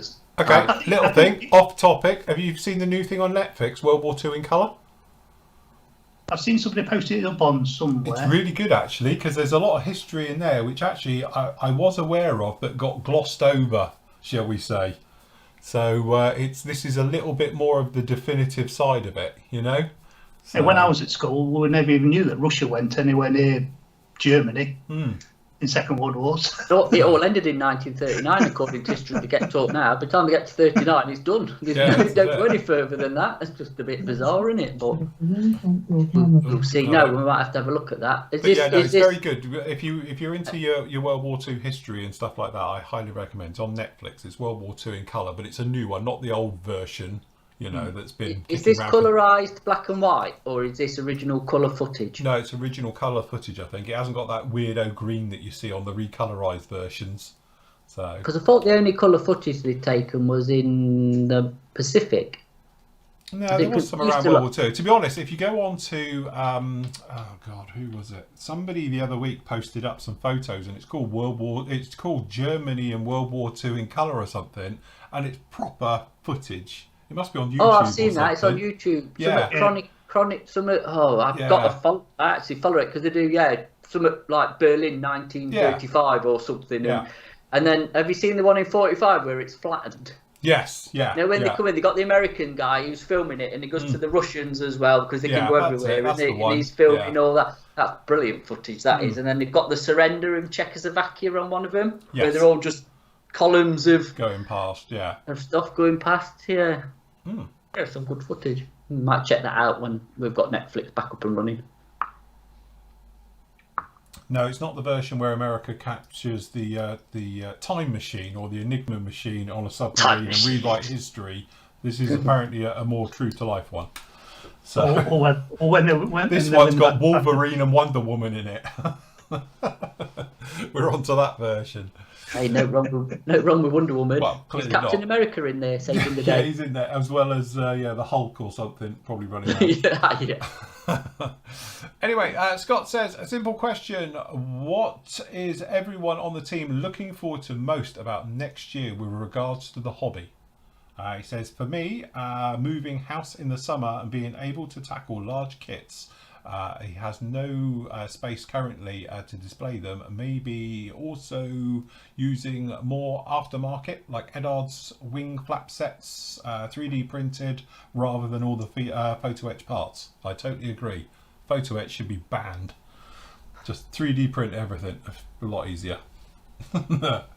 I genuinely would like to go to some model shows and meet people, seeing as that we've not been able to for nearly 2 years. We meet people here. Look, we're meeting people now. How many people are watching us, Phil? 4? Can't see. Currently watching 346. There you go. You're meeting so people. Apart from you, 346, I'd like to meet other people. He'd like you all to buy him a beer. Not 346. Not that yeah, not all at the same time. It will go flat. I don't know. It'd just be nice to be able to get out and and talk to people. Yes. No, it would be nice to get out and about again. As I say, just little things. Hello, Shell. Hello, Shell. It'd be nice to do things like we used to do with like the museum meets and air show meets as well, and just get back to normal, wouldn't it?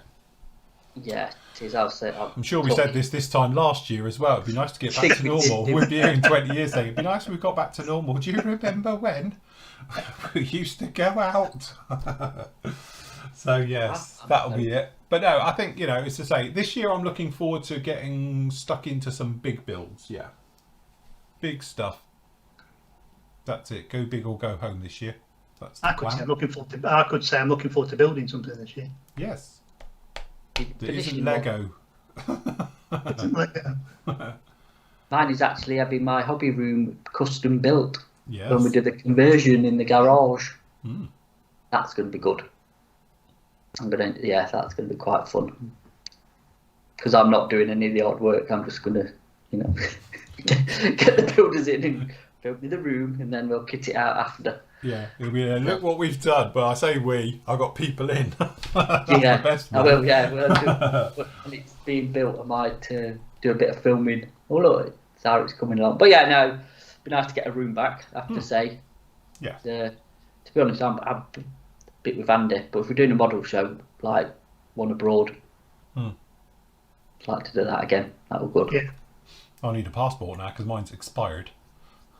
Is it? So do I get a new one? One of those new, is it blue? You'll get a UK or with blue. Is it blue, red? Blue, something like that. I don't know. Blue now, yeah. Red are European ones. Yeah. I thought I won't order one straight away because I might not be able to go anywhere anyway. Yeah. But yeah, so yeah, as I say, this year I must admit it's quite exciting. As I say, we've got a few different things occurring. From a PM point of view, we've got some new lines coming in. Some ideas we've thrown around for that as well, so that would be quite cool. So yes, in some ways it would be nice just to get back to somewhat normality of just getting on, because at the moment, because there's so much stuff up in the air and you're not sure what's going on half the time, it's very hard to plan, so whereas before you'd say, oh, we're going to do this, this and this, there's not a lot of point because you don't know if you'd be able to do it or not. So yeah, exciting to see some of the new announcements. When I know Mini Art's dropped a few, haven't they, lately? And obviously the ICM ones we kind of knew about have come back, haven't they? There's a few more in there that I don't think we knew, but obviously the Airfix one's dropping on the 10th of Jan, isn't it? What they're going to release in 2022-3. Yeah. And obviously we don't know some of the others, but it'd be interesting to see the releases of. I think we know Rebels as well, don't we? They've announced theirs already. They've done that, but yeah. No. See what's again, up I think, for me. It'll be exciting. See what some of the manufacturers come up for this year. What we're expecting, because as I said, every year the gaps get filled. As in, we were excited when certain kits were coming out because there hadn't been one of them around or not a good one, and now it's getting difficult. If you're a kit manufacturer now and you're trying to plan probably a year in advance and trying to think, well, what could we release then? Because lots of kits are done now, so you've got. We've said that though, isn't it? It's getting smaller and smaller for what's being released, I suppose, with ideas. The likes of Tamiya are just like rehashing their old ones, aren't they? Retooling old kits. And so bringing out new versions. Yeah, bringing up to date versions of their I know, because they bring out the KV2, aren't they? And that's an up to date. That's an old kit that's being brought up to date. But they said they were going out because some of their kits are nearly 50-year-old, so you can see why they're doing it. I presume we'll get a new version of an F4 Phantom out of them this year at some point. Yeah. But I can't see a lot coming from them this year again. Can you? Nice if they bought a 32nd Hurricane then. No, I don't think they're going to hear anything that big for a bit until the world's a bit more normal. But you never know. You never knew. Yes. We will see. As I say, exciting. Sometimes it's quite exciting times to see what these will come out. But as you say, the world's been on standby really for the last sort of 2 years. So I wouldn't expect anything groundbreaking at the moment. Do you reckon though, right, just on a thing, the ICM releases that they've done, do you reckon they're going to drop something in that we don't know about? Or do you think that's going to be it, what they've said is coming out? I don't know. ICM always seem to be continuously, isn't it? It's not like, there's always something with ICM you think, oh, that'd be nice. To be honest, ICM is probably one of the only companies which I get excited about because they do come out with quite cool stuff. They're one of these strange companies that, like when they came along with a Cobra, you could have knocked me over with a feather when you said that. So, oh, they're doing a Cobra. What, ICM? You know, it just didn't make any sense. And it was like, yeah, no, they're doing a Cobra. And it's like, yeah. Then I did a bit of research. It was like, oh, they are, you know? Wow, okay. So for a company to sort of completely left foot you a bit, it's ideal, isn't it? It's nice to have a surprise like that. You know, regarding this Cobra, though, they're obviously now doing one in 35th. Why do you think that? I think they probably when you've done it in 32nd and it was only last year, yeah, and now you've done it in 35th. Again, like we said at the time, you've got this thing with helicopters, isn't it? 35th for helicopters is the scale for it. It wasn't annoying because it's, you know, it's that thing where it's not that much in it, but why do it in 32nd? You know, yeah, so maybe that they have said, you know, we'll redo it in the correct scale, and away we go. But again, it's a bit, yeah. Because them helicopters are a bit of a weird, not a weird thing, obviously they are a weird thing, but do you know what I mean? They're scale-wise, I think they're a bit. They're not quite aircraft, and they're not quite a Homer, are they? They're just that sort of. They hover between the two, literally, pun intended. Oh, no, but it is. You know, I'm quite a helicopter fan, and I think you are. You like your helicopters a bit, don't you? Yeah. I just think they're cool, and they shouldn't really be able to fly, but they do. So. It's a death trap. 35th to me is the scale I think they should be, but I can see why they do them in 32nd as well. But don't know, just a bit odd how the 32nd one came out and now they're doing the 35th one. That's all. Yeah. But they're doing a later one in 35th, aren't they? They're not doing the early one. No. But again, I'm expecting them to re-release the S model, which is the one with the flat glass on the side. That's going to come out at some point.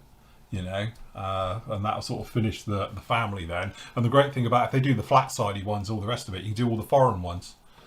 So, you know, it's not like the Israeli ones. They do great ones. You know, that'd be a cool one to do. If they do one Israeli markings and all the rest of it, yeah, that'd be really, really nice. So, trouble, Chris, I have with helicopters in 48 scale, too small. I like helis in 35th. It's a nice scale. 48's okay, but I do like helis because they're quite, you know, you can get in amongst them. They've got usually interiors you can do things with and various bits and pieces. So, yeah. Yeah. Yeah. Yes. The Mohawk 48 scale ICM. Yep. Be nice. So, yes. Cool. Right, okay, so what else we got?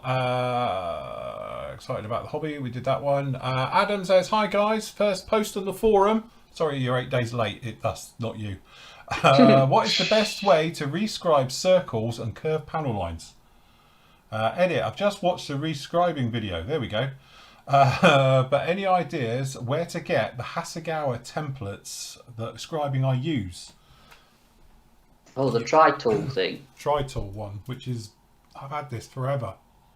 We do sell an Edard version of it. Yeah. We're out of stock of it. And so we can get back in, we'll get them back in. But they're not quite like that. They're a bit smaller. They're probably like, I've got a set, I think I've got a set of them and a set of Voyager do some as well. Yeah. You can't got some, is it Lion Roar or Lion? Lion Roar, that's Lion Roar did them. Yeah. Like that's it, Lion Roar. I've got them as well somewhere. I don't know where mine are anymore. They're packed away, but you can get them. People do sell them. I think if you ever shop around, you'll be able to pick them all. Yeah, if you go on the old eBay and stuff, you can find them. Even if you get them out of Hong Kong or something else like that. But again, this is one of those tools where I've had now for the last over 25 years. And they're still mint and pristine and still use them all the time. It's one of those tools you buy it once and that's it. You're good to go. Because Lion Roar, don't they do one specific for aircraft types as well? They do like a Spitfire version and a Luftwaffe one for the shapes of the panels of different sizes and stuff like that. Or one of the manufacturers did.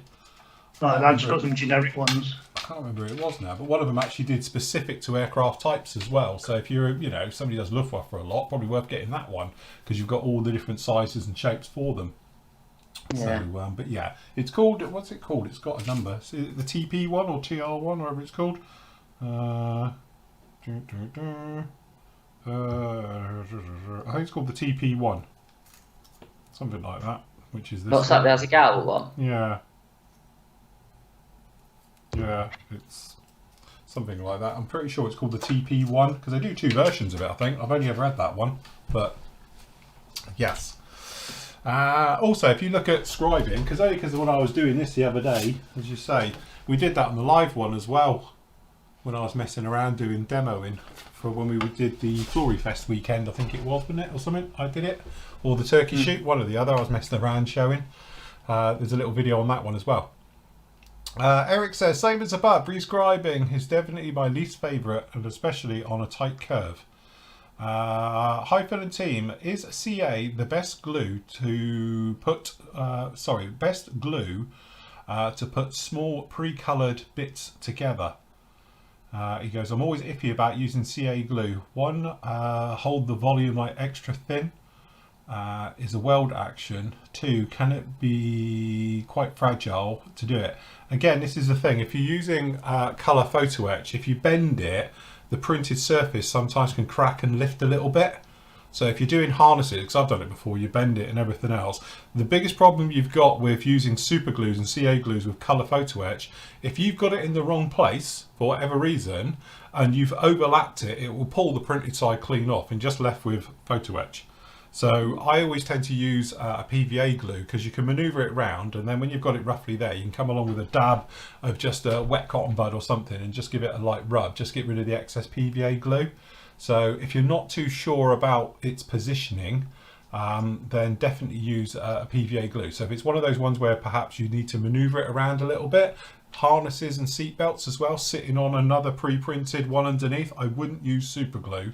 I would use PVA glue and just leave it for half hour to go off before you start pulling it around, just so you're a little bit more safer with it. If you just get a bottle of that, yes, that'll solve all your problems, and also for your next question as well, that'll solve that problem as well. Solve that problem as well. So is that clear? Fogging up masks, yes. So, yes. Yeah, the thing is with extra thin on clear parts is sometimes it goes right, sometimes it goes wrong. Yes. It goes wrong, you've knackered the kitchen.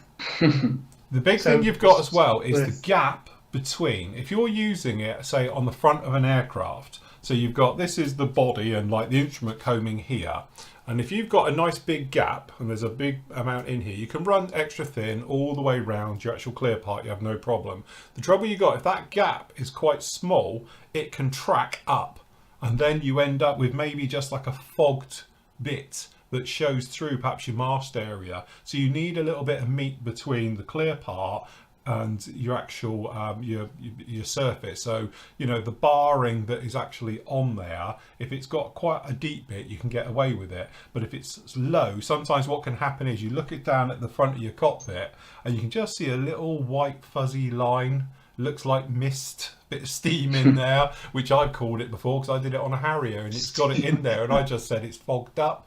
He's just a bit misted up in there. He needs to defog, because that's what it did. And I put in a little bit of extra thin, and obviously where the angle's quite a bit, it just made this little white fuzzy area.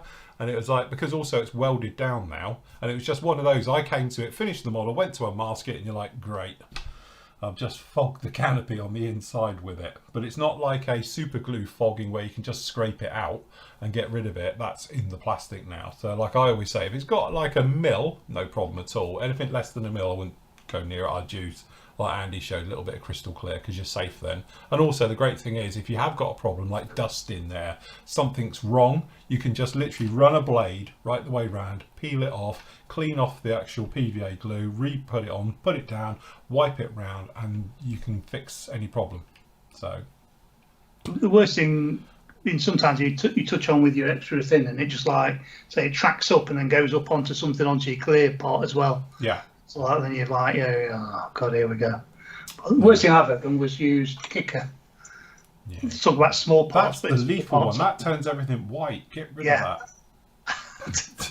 And it stinks. And I've sprayed that on a part, putting some, you know, when you last putting on the last bits, and I think it was like a antenna on it. Yeah. It's like, you know, I put it on and pick a bit of this on it. And of course, got my canopy there. So everything's now snowed white. So there you go. If you want your snow effect, frosted glass. Frosted glass. Yes. Definitely. Yeah. Sometimes it's one of those things. You think you do, I'll just use a little bit of extra thin and it'll bite you. It always does. Like I always say, play safe. Clear parts, I always use PVA glue. Crystal clear every time, but, normal PVA glue will work if you haven't got any. Dirk says, we've been a bit spoiled with the kits from Eastern Europe, particularly Ukraine. Any worries about the current kerfuffle there, considering the thing? Well, no. At the end of the day, they still want to do business, no matter if they're part of Russia or not, because, that's it. All the rest of it, without getting political and all the rest of it. But yeah, there's some absolutely fantastic companies over there, like ICM, Clearprop, Mozilzit, and all the rest of it. A1, Mini Art. Well, we mentioned Mini Art's P47. No, which looks very tasty in 2 flavours.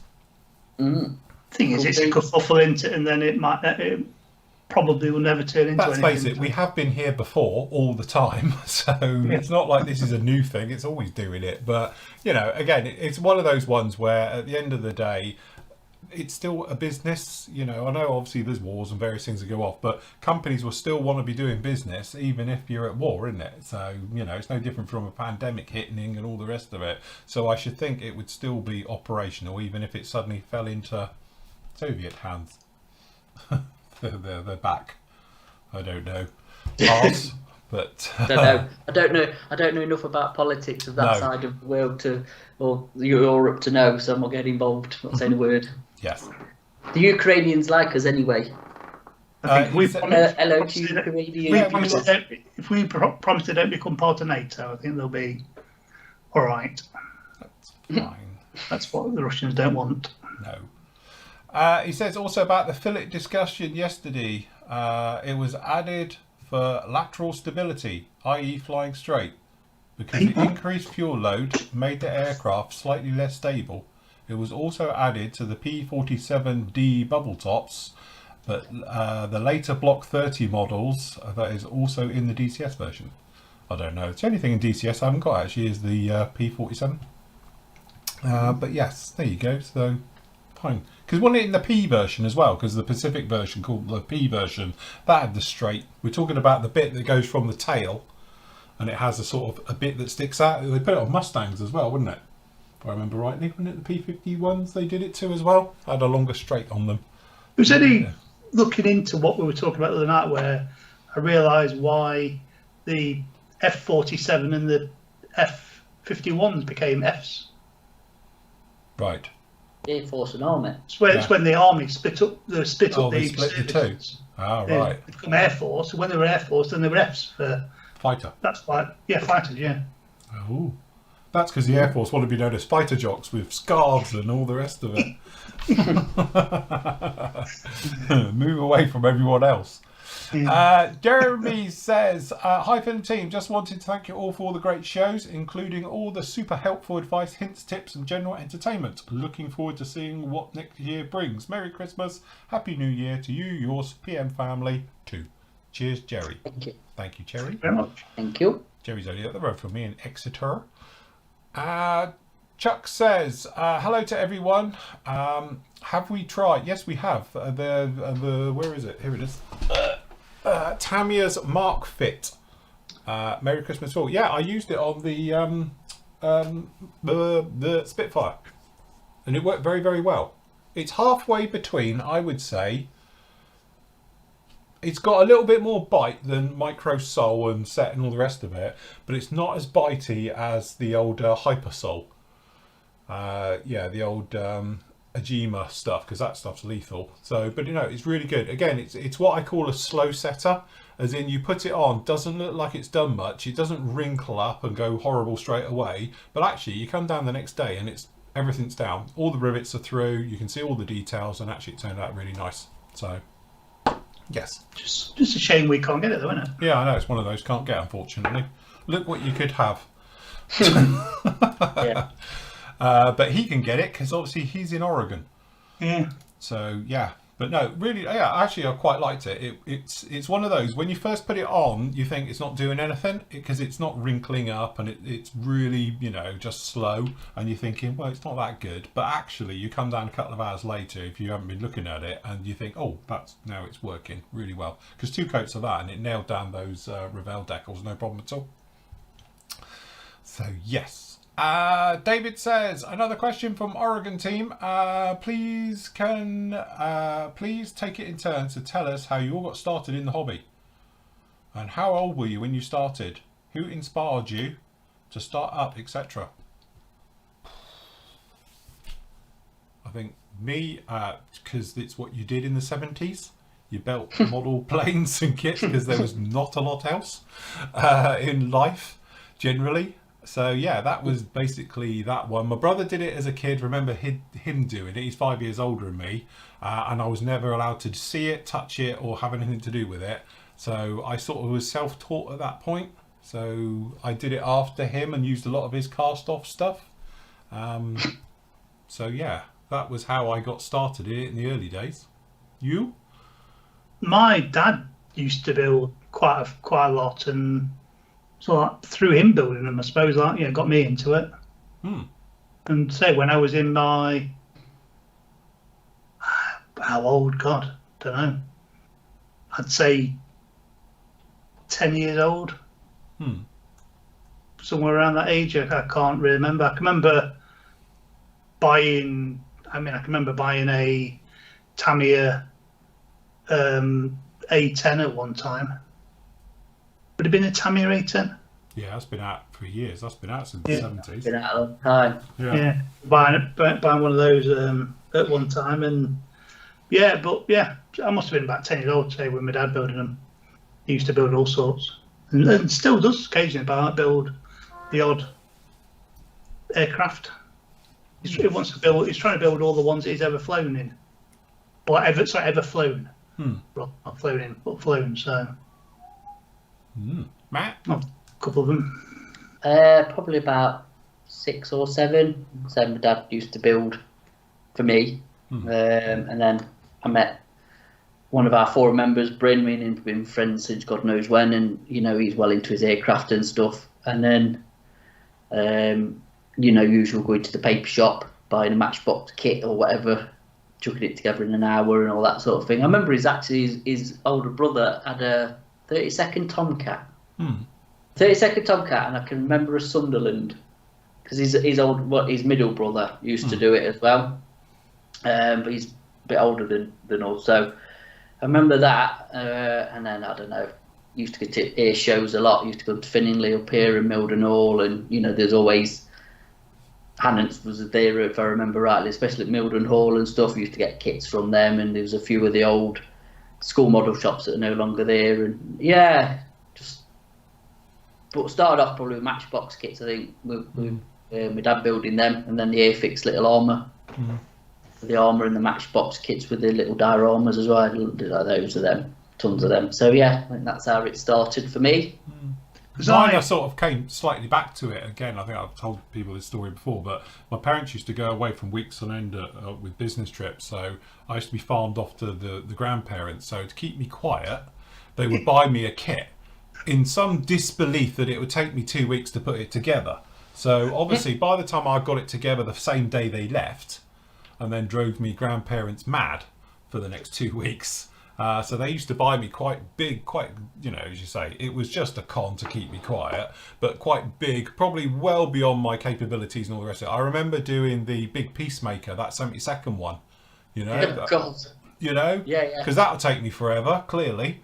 And it was well beyond my skill set and all the rest of it. So I literally would hash it together and just slap paint over it and decals, and it would be done within 2 days and stuff like that. And as time went on, I sort of slowed down a little bit and started to do a little bit better job at it. I remember doing, was it the 48 scale Herc, which was Fat Albert markings, the Italeri kit? Oh yeah, the Italeri kit. Yeah, back in the day. And that one, I must admit, I proper spent some decent time on that. And it was probably one of the first kits I did without just rushing through it as fast as possible, and I think that's where I suddenly thought, actually there's a lot more into this and you can spend more time. It was the first time you could see through the windows, and things like that. And I must have been then at about 11 or 12. And properly, that's it now, taking it a bit more seriously. We had a few more tools as well back by then as well, instead of just literally kitchen knife, your mum's little black knife. I was given a proper blade to try and kill myself with and stuff. And I think that's where it then started. I would call it properly modelling onwards then. So, because one of those kits we spoke about before, I remember doing the Matchbox Privateer. Yeah. And that's got a lot of glass on it, isn't it? And clear parts, and trying not to get it fogged up. But in those days, you still had tubey glue. But I think by that point, it may have been Humbrol had released the liquid poly. With that massive yard brush to put it on. Basically. And I remember dipping a cocktail stick in and doing it to try so you didn't flood the clear parts with it. That was one of those times where it's what I would call a proper memory of modelling, because I can still remember doing it, whereas before I can't remember how it went together. But that one I can remember, and a couple of other bits and pieces, and doing some armour as well. So, but my one was my local shop here down in Devon, and we had Austin's, and it was that typical of Airfix and Revell. And then we had Tower Hobbies in Newton Abbot as well, which was run by my girlfriend at that point's time. Her next door neighbours were a couple of old boys, and they ran it. And it had that real thing. You walked in the shop, the floor creaked, wooden floors. You ducked because it was a low building, but it had that smell. And I've often said it's like it has that old model shop smell, and I don't know why, but it did. It's that smell of like cardboard, and that's those memories I have as a kid that you couldn't, pass on or bottle or whatever it is. It's one of those memories you have, But I remember walking in that shop because it was very quiet. No one talked. And you move and the floor's like as you went round. But the kits on the wall, it was that thing like being in a sweet shop. It was the box art sold me. So I would see cool box art, and I know we spoke about it before, like Matchbox always had brilliant box art. Airfix at that point had gone through that stupid thing of just having the instructions with a built model on it. They weren't very inspiring at all. And, but again, it's that sort of reminiscence of it. I know we spoke about this on the last show, weren't we, about how box arts are really important now to catch your eye, even on a virtual screen, and how nice it is to see them back. But those good days, happy days.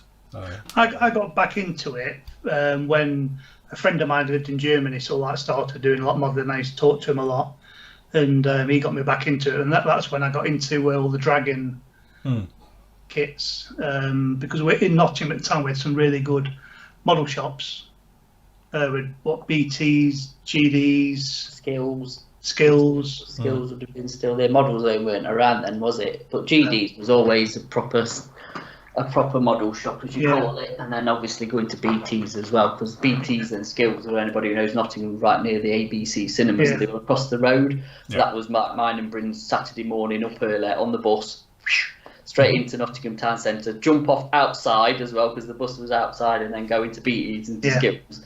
Sometimes you used to go to GDs, but that was kind of at the back of what the council house is there. Just peruse, because there was, I don't know, I do wish kind of the knowledge we have now, and I think not learnt knowledge, but the knowledge where obviously the YouTube and stuff, where when you're beginning now, I wish kind of we had that back then, because I would probably be more advanced than it's taken me to get to a certain point. Does that make sense? Because it has helped so much, I think, people coming back to it as well who's left. I think, when we were doing it, it was kind of wasn't ourselves unless you were in a club. So you didn't really progress, or very, very slowly you progressed, but it was, you couldn't really learn off anybody else, because I don't even know if there was I presume there was a Nottingham IPMS at the time, but I wouldn't know where it is or how I would have got to it. So I think it was quite in-house, the knowledge, unless you were lucky enough to know somebody who was very skilled at it. Does that make sense? So you could learn from them. But I think now, obviously, it's they used to have their model shows at Victoria Swimming Baths, didn't they? So it must have been. I don't know. I never went to that. Don't know where it was, but when I got back into it the third time, when my son was given a model kit for Christmas, and of course, out came all my old tools and paints and things, and found off of my So drive. he got a model kit and you built it. It's still there. It's still not. So surprised it's still not finished. It's still not finished. He said it was 8 or something. Yeah, it's probably like 10, 11 years old. But again, I think, that's the thing, is that when we were in the hobby as, people of the 70s or 60s, and it's that thing, isn't it, where there was nothing. All you had was perhaps a couple of magazines. Yeah. Was an option. But or the library books, there was a handful of books maybe, but it would have been very, very basic stuff. In black and white as well. In black and white, yeah, and all the rest of it. And also, you're talking, I've spoken about, I've done an entire show on it back in the day about airbrushing, how airbrushing to me was everyone looks at me and a lot of people say, oh, it's great, you make it look so easy. Airbrushing to me was the hardest thing I ever had to learn because it did not come easy at all. I spent years trying to learn how to airbrush because nobody told me. I was still under that impression that everything had to be like milk and 1,000,000 PSI. So consequently, I was just hosing down gallons of paint, probably 1% was going on the model and then it would just run off. Because I was reading all this drivel, which, it gave you a couple of clues, and airbrushes as well were not that good. But again, it was just that thing about there was just so much written, which I think was totally wrong, of how I airbrush and how I do it now. But again, that's what it was back in the 70s and 80s books, because those are the only books that talked about it. But now, obviously, with the advent of the internet, you can just go on YouTube and watch 1,000,000 people airbrush. And even if you just take in 1% off of each person you're looking at, you'll probably get onto airbrushing pretty straightforward, and I've done teaching here, and it's something we'd like to get going again, especially at PM and stuff, is to do teaching of airbrushing, because it is that thing, if you can show somebody how to do it, it's easy, but trying to tell them how to do it's quite difficult. Because I think that with the hobby now, I thought that's why magazines are useless and the books are useless, because you're feeding something, but you need somebody to show you how to do it, and that's the game changer for me. Obviously, when I joined the site here and watching your videos, or even when I used to, before I subscribed and was just watching your freebies that you used to put up and stuff, and then obviously with the YouTube and different sort of aspects of it, is just like say you can take from you, or you can take from somebody else, and you just take, like I always say, I just take snippets from whoever that work for me, which is the beauty of it now, where I couldn't do that when back in the 80s when I was doing it when I was a kid. There was just no way of, you used to go to model shows and just, like, I think the Nationals was probably the first one because it was at Donington Park, and you were looking at the models there and it was just like, it's one of them, where we hear it, I'll never get to that level. Yeah, absolutely. And we hear that a lot, don't we? We'll never get that good. And you will. If you stick at it and you keep doing it, you will. And there's more, you've got a more chance now of getting there quicker than you ever would have back in the 80s and 90s. God, because now you can see people physically doing it and explaining it and why they did this, that and the other and whatever. We're obviously, and no offence to model shows, but they weren't no different. They were, the same then now. People sat there. I did talk to him when you're like 10-year-old. Yeah. Jesus, he looks like he's going to rip my head off if I ask him how he did that. Probably wouldn't, but you get that impression, don't you? Do you know what I mean? But yeah, I've always said it. I think the dioramas were always what I would drew to at model shows anyway. It's like just like dark art of the old thing of doing it. Do you know what I mean? So I don't know. It's probably the old Tamiya magazines. I mean, I think out of the magazines that was out back then, I think the Tamiya one, because that used to be bi-monthly, didn't it? Yeah. I think the quality in that was the best out of them. Yeah. Compared to like you said though, it's difficult when you see a build up of a kit. And you see the kit from a stage to another stage, and between the stages, all you've got is like 3 pots of paint and a paintbrush. Yeah. That's supposed to be telling you you've gone from A to B. It's impossible to explain how to do it, I think, in writing. I just don't think it's you can do it justice. I think that's what I'm trying to get at. You can't, can you? You need to show it on video and on a camera or in person. Somebody sat here and you doing it. And then it's just like a light bulb moment. It's like, I get you. I know now. And that is the thing, like, you know, it's never easy, but you have to practice. But it is when you see somebody do it, you've got to obviously practice it yourself. But it'll stick, won't it? It's like learning any skill. I think you can learn personally anything if the person that you're being taught off is a good teacher. Yeah, absolutely. Clearly. Isn't it? But the thing is, I've had, you know, when I used to do the courses, we used to have 4 people here for the 2 days and go through. And, you know, most times you get people that got a rough idea what they're doing with an airbrush, or you'd get somebody here who really, really struggles with it, you know, and has problems. And it's always been that thing of like, when you've got 4 people in here learning to airbrush, you always have somebody who's pretty much knows what they're doing, but they want to polish up on stuff. You'll get somebody who's, you know, perhaps, you know, just really struggling with the basics, but has got all the theory, you know, and then you'll get maybe a couple of people really, really struggling with it. And it is that thing. What's lovely from my point of view of showing it, and it's one of the big things I used to love about it, is that you see that moment when suddenly the penny drops. You can see the person go, so that's why you do it that way, and you're like, yeah, and they're like, get it. And then suddenly you'll see them go from really having trouble to suddenly they're off, you know. And then by the end of usually day 2, you got this thing where we used to do camera like post shading and camo and all things like that, the real technical stuff, and they are literally away, you know. And it's always just, it's that stumbling block, which is either a mental one, you know, because there's just something not gelling that they just can't get about it. And suddenly you show them and you're like, can I just stop you there? Look, if you do this and you go like that, and they're like, I get it now. I'm just, you know, and suddenly it's like bang, and you're away. But it's just getting past. And everybody, like I don't know, taught probably 100 people now, and it is that thing that everybody has that slight little stumbling block. Some of it's confidence, where people are terrified about using an airbrush, and it's like this, it's like, Jesus, will you relax? You know, I do that thing with the airbrush and smash it on the table and say, it's a tool. It's no different to a paintbrush. It's not going to kill you. You're not going to break it, you know, and it's not going to hurt you. What's the problem? Just relax. You know, it's a screwdriver, it's a hammer. It's just exactly the same as any other tool you'd use. It's just that this one costs a lot of money, but it still does everything. You're not going to break it. Just relax, and you do. And people are like, you know, suddenly the shoulders drop, the breathing slows down, you know, and all of a sudden it's like, there you go. You're just laying down color. Just lay down color, and you do the, you know, the tutorials and the tips and tricks we do for it, and then literally it's like, get it now. You know, and move forward with it. But it's the lovely thing to see people when they are literally, I don't get it, to suddenly they're off and running. And you always used to get that thing, normally midday through on the Saturday was always the thing where the people who are really struggling just pick it up and go. And then before you know it, they're catching everybody up in the group as well, you know. And it doesn't take long because you've got that confidence. And I think it helps when you've got other people around you as well.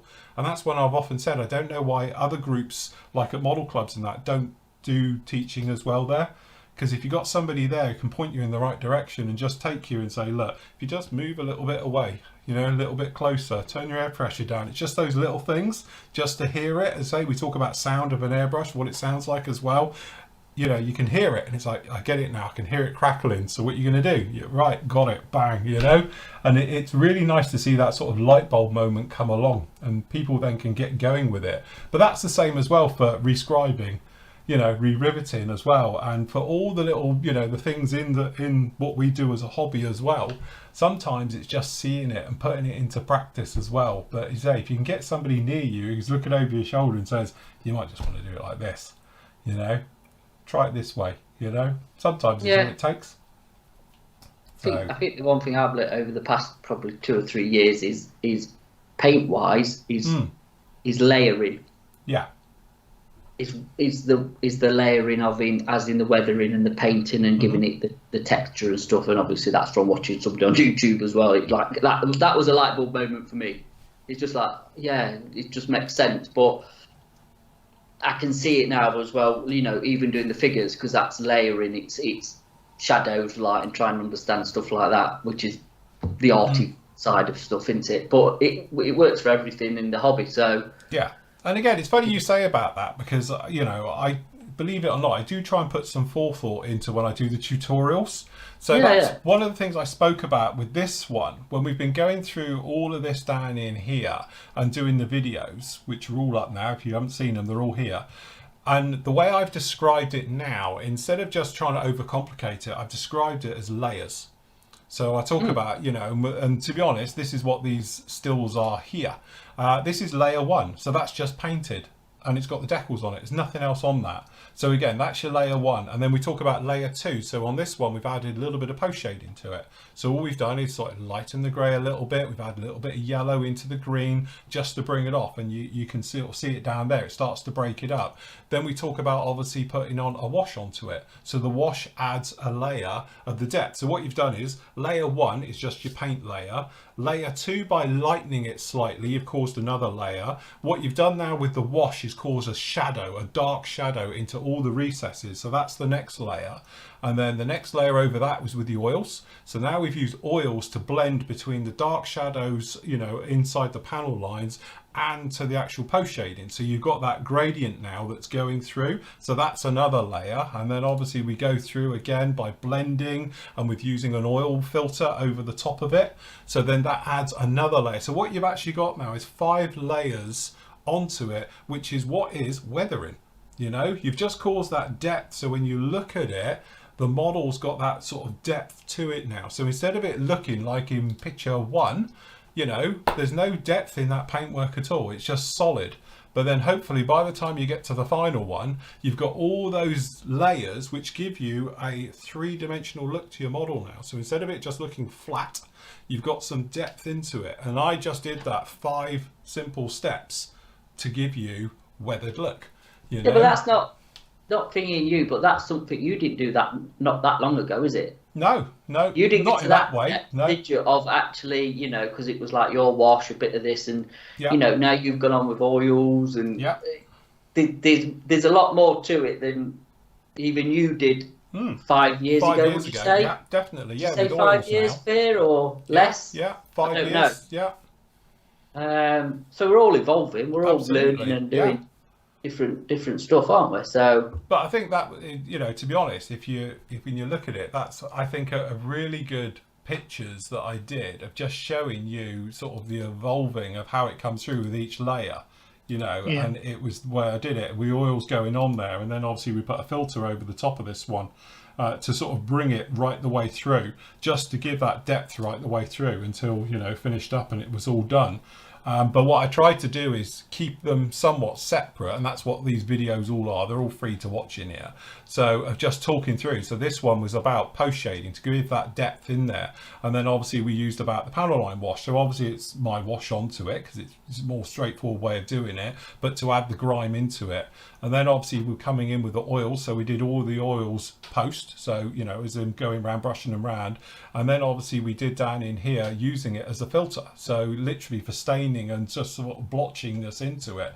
So when it does come through, you've got all these different patches and griminess in here, but still trying to keep it a really, really straightforward way of doing it, of going through. And again, it's all building up layers and just bringing it into it, of just to get it all to come to life. Just breaking up the grey, for instance. So it's got a little bit more life and movement into it all. And and like we did with the staining, you start off with one colour, then you come in with different coloured stains to overcoat, same as we did with the lead effect for the fuel.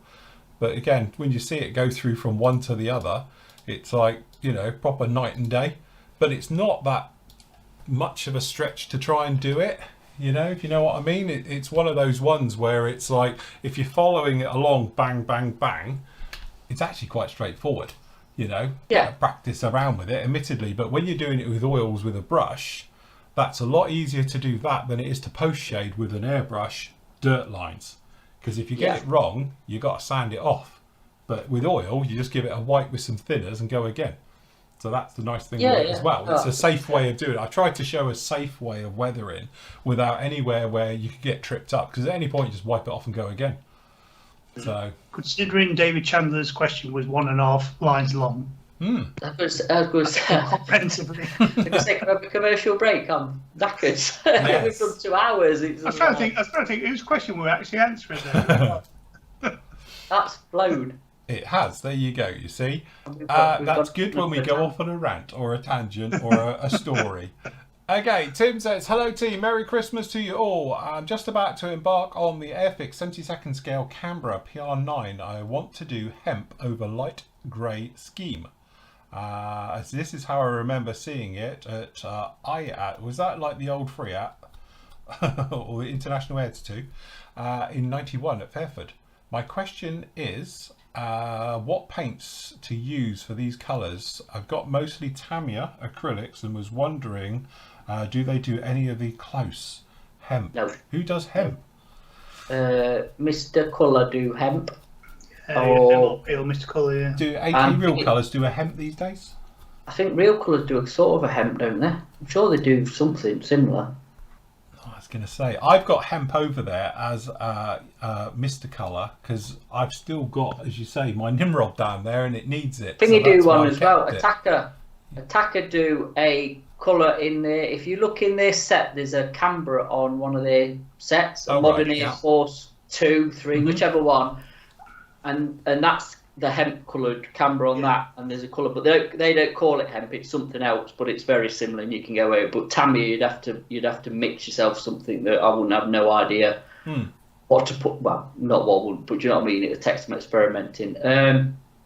Aquis did a hemp, but I don't know if that's not been discontinued. You know, now I'm thinking about it. I'll tell you who does a really, really nice hemp. Extra acrylics. They do. They do. And extra colour. Yeah. If you want something that will take half a year to dry, but it is actually a good colour. Apparently, Richard says MRP 377 is hemp as well. Yeah. But you are going to have to buy a specialist paint for it, I'm afraid. You can't, unless, you know, you're good at mixing paint together with your Tamiyas, but it's, yeah. Yeah, sorry, we put poor old James to sleep, apparently. So sorry, James. He got to go for your nana nap. Yeah, sorry, he's had one whilst we were yapping, apparently. Right, so yeah, that's where I would go. You know, as you say, the one that I can vouch for, because it's the only one I've actually used, is the thingy one, the Mr. Colour one, hemp. Yes. In the day. I don't know how accurate it is, but then hemp's one of those funny colours because it weathers. Yeah. Yeah, it does. It weathers down really bad, doesn't it? Funny enough, I was watching, there you go, I'm going to go on one again now, YouTube like you do, and it was the old Hercs with the white patches on the top with the sandstone colours. Oh God! Do you remember that version they did? Yeah. But it was them flying around somewhere or other back in the day with the white tops with the sort of sandstone colour scheme and all the rest of it. It's like, crikey, that was back in the day. So yes, cool. Be a nice one to see though, the old Canberra. Yeah. Done in that one. Chris says, hello team, Merry Christmas to all the Flory family and thanks for all your videos and live chats from this year. It will help improve my modelling with all your hints and tips. Just a quick question. Thinking of doing a diorama with an aircraft taxiway or stand for my next group builds next year, but will be my first attempt and was just wondering for you guys to make a base out of MDF or foam.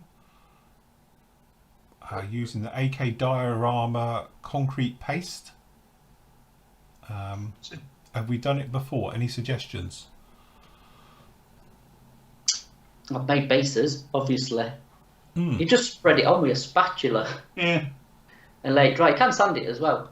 It can be sanded. So, I mean, there's tutorials on it. If you go online, there is loads of tutorials on how to use it.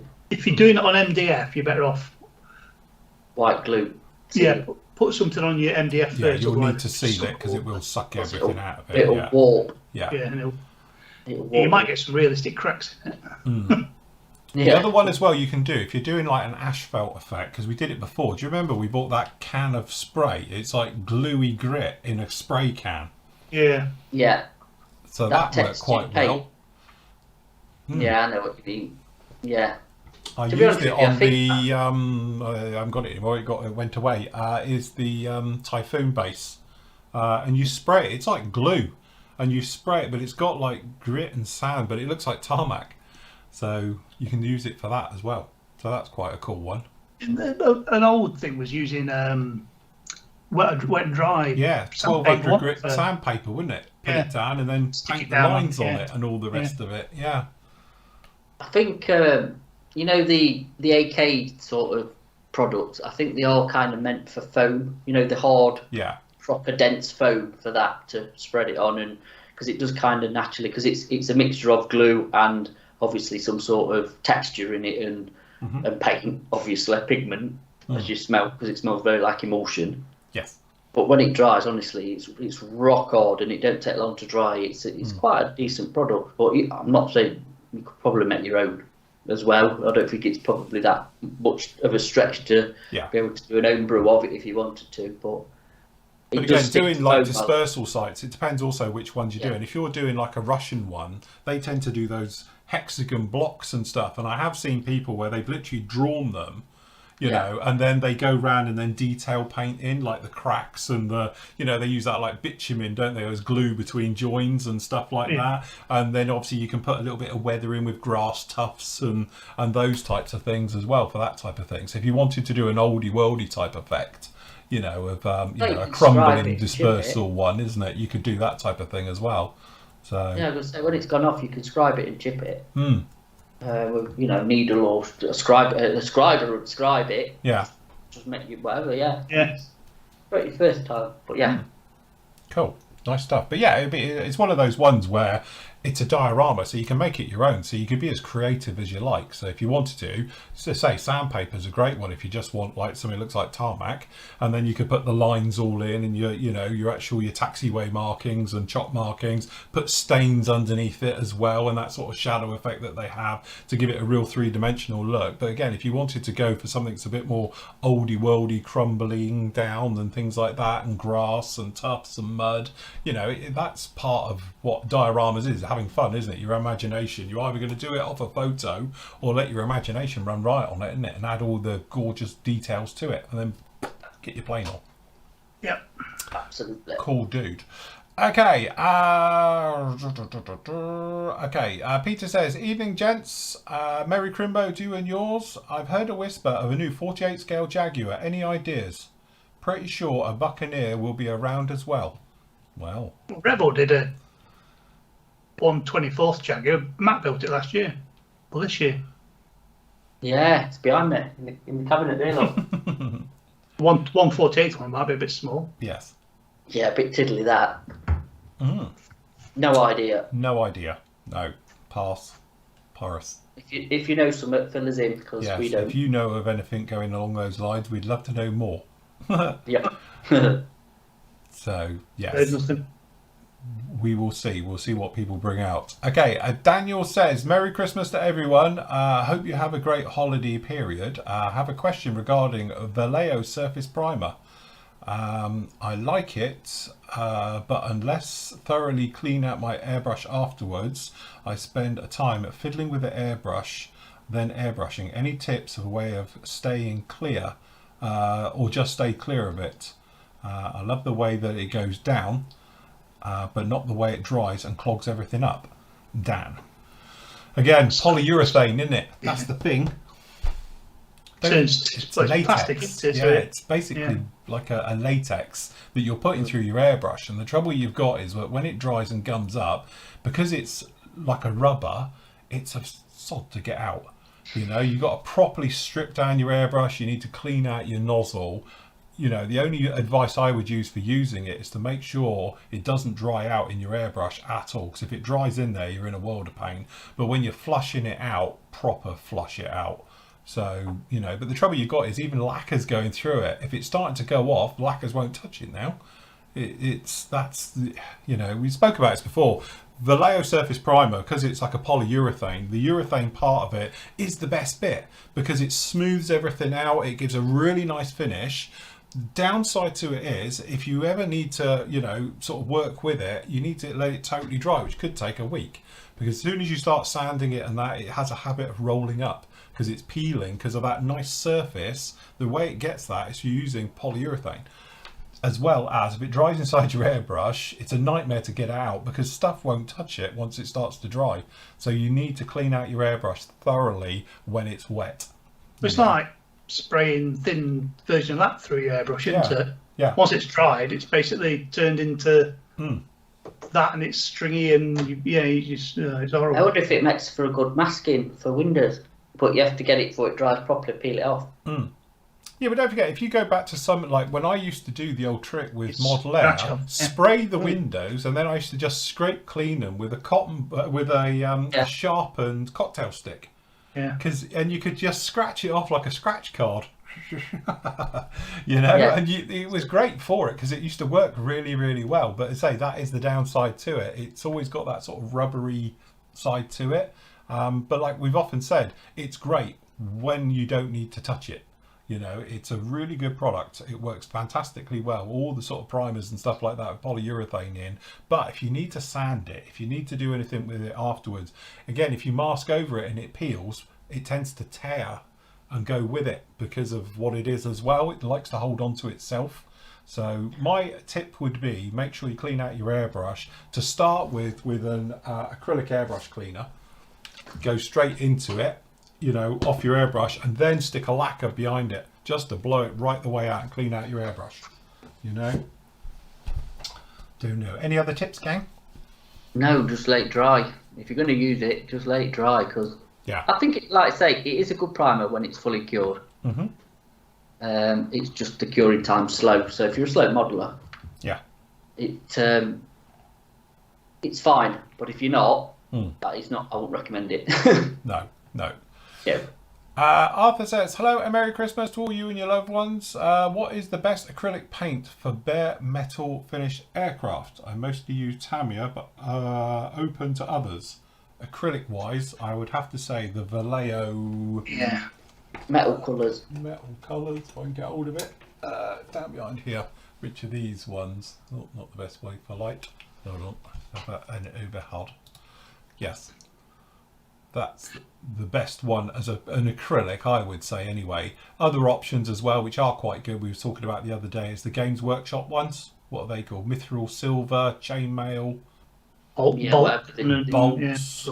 They've changed the names now, I think, haven't they? Whatever, but they're pretty good metal colours, aren't they? Yeah, because they're really good for hand painting as well as obviously brushing. If you're going to brush paint those ones, because I've done it before, you have to thin it a long way. The actual Games Workshop stuff, you get miles out of it.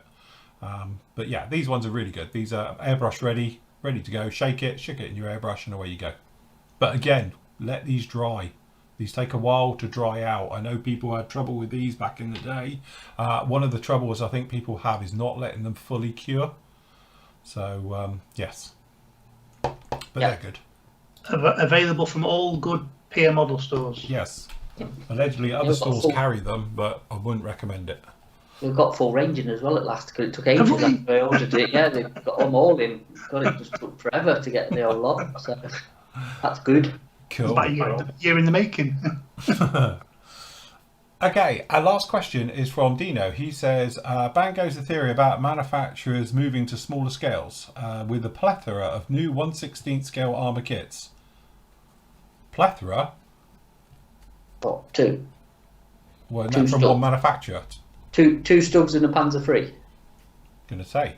Of armour kits and 1/35 scale aircraft, has the team changed their mind about the initial, whatever that is, to move to the smaller scales of releases and manufacturers? No, I still wouldn't say, because again, tooling costs is horrendous.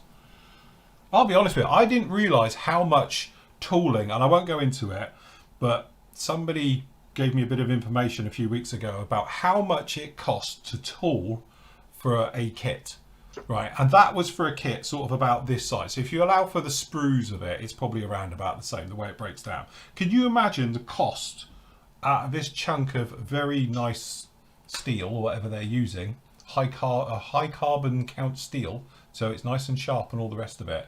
It's eye-watering. I didn't realise it cost that much, if I'm honest. It was one of those, a bit of an eye-opener for me. I'm like, Christ, glad I'm not in that industry. But again, how many 1/35 scale aircraft have we had out? One. We've had helicopters, if that counts. Yeah. But actually, wingy things, there's 109 in it. I can't think of any others. There's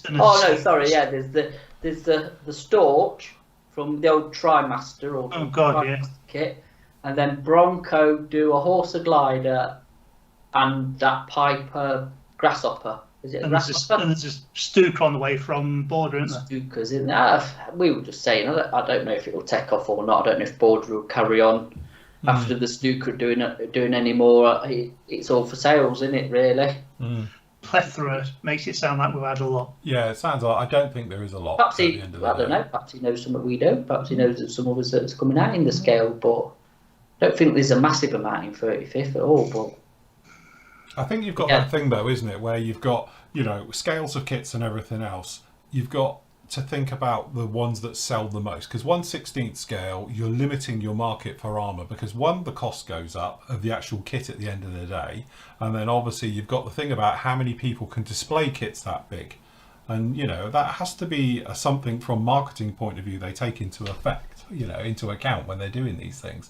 And I think the same goes the other way. So 1/44 scale stuff, I'm sure that has a bit niche, because most people don't build stuff that small, you know, because again, eyesight, displaying it and all the rest of it. So I think you're always going to get that core scale, 48 scale, aren't you? 70 seconds are going to be your thing, you know, because of that's where most modelers, and like we sell the most amount of kits in those scales. So, you know, it's simple business at the end of the day. You're going to be keeping to the scales that do a lot. So I don't think there's going to be a giant shift to everyone start doing bigger kits.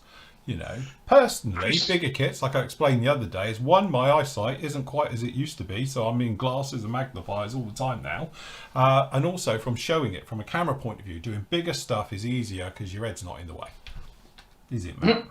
Hey, Matt's building 1/16 scale armour this year. Christopher says plethora means variety. Plethora means large amounts of. Yeah, a large or excessive amount of something. So we definitely haven't had a larger or excessive amount of. No. I'd like to have a larger or excessive amount of. I've got 1/35th. Hey, I've got to say, from my point of view, as more of an armour modeler and all that, 1/16 does nothing for me. I am not interested in that scale one bit for armour. Just, it's not even the size. It just does nothing for me at all. And even when I personally see them at shows, and don't get me wrong, there's some absolutely stunning builds, but it just not for me. It's just not a scale I'm interested in. But like you said, it's not even the size, but something that big. What do you do with it? I must admit, I said before, I've got the only thing I've got in 1/16 scale armour-wise is that Tiger, and I spend my life kicking it. Yeah. Because it's literally a pain in the arse. It's literally in the way. No matter where you are, I'm tripping over the thing normally.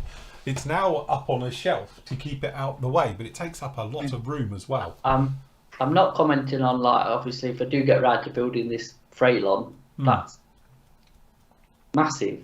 But it's not a scale thing. It's just I've got no interest in a Stug 3 in that scale. I'd rather do a 35th one.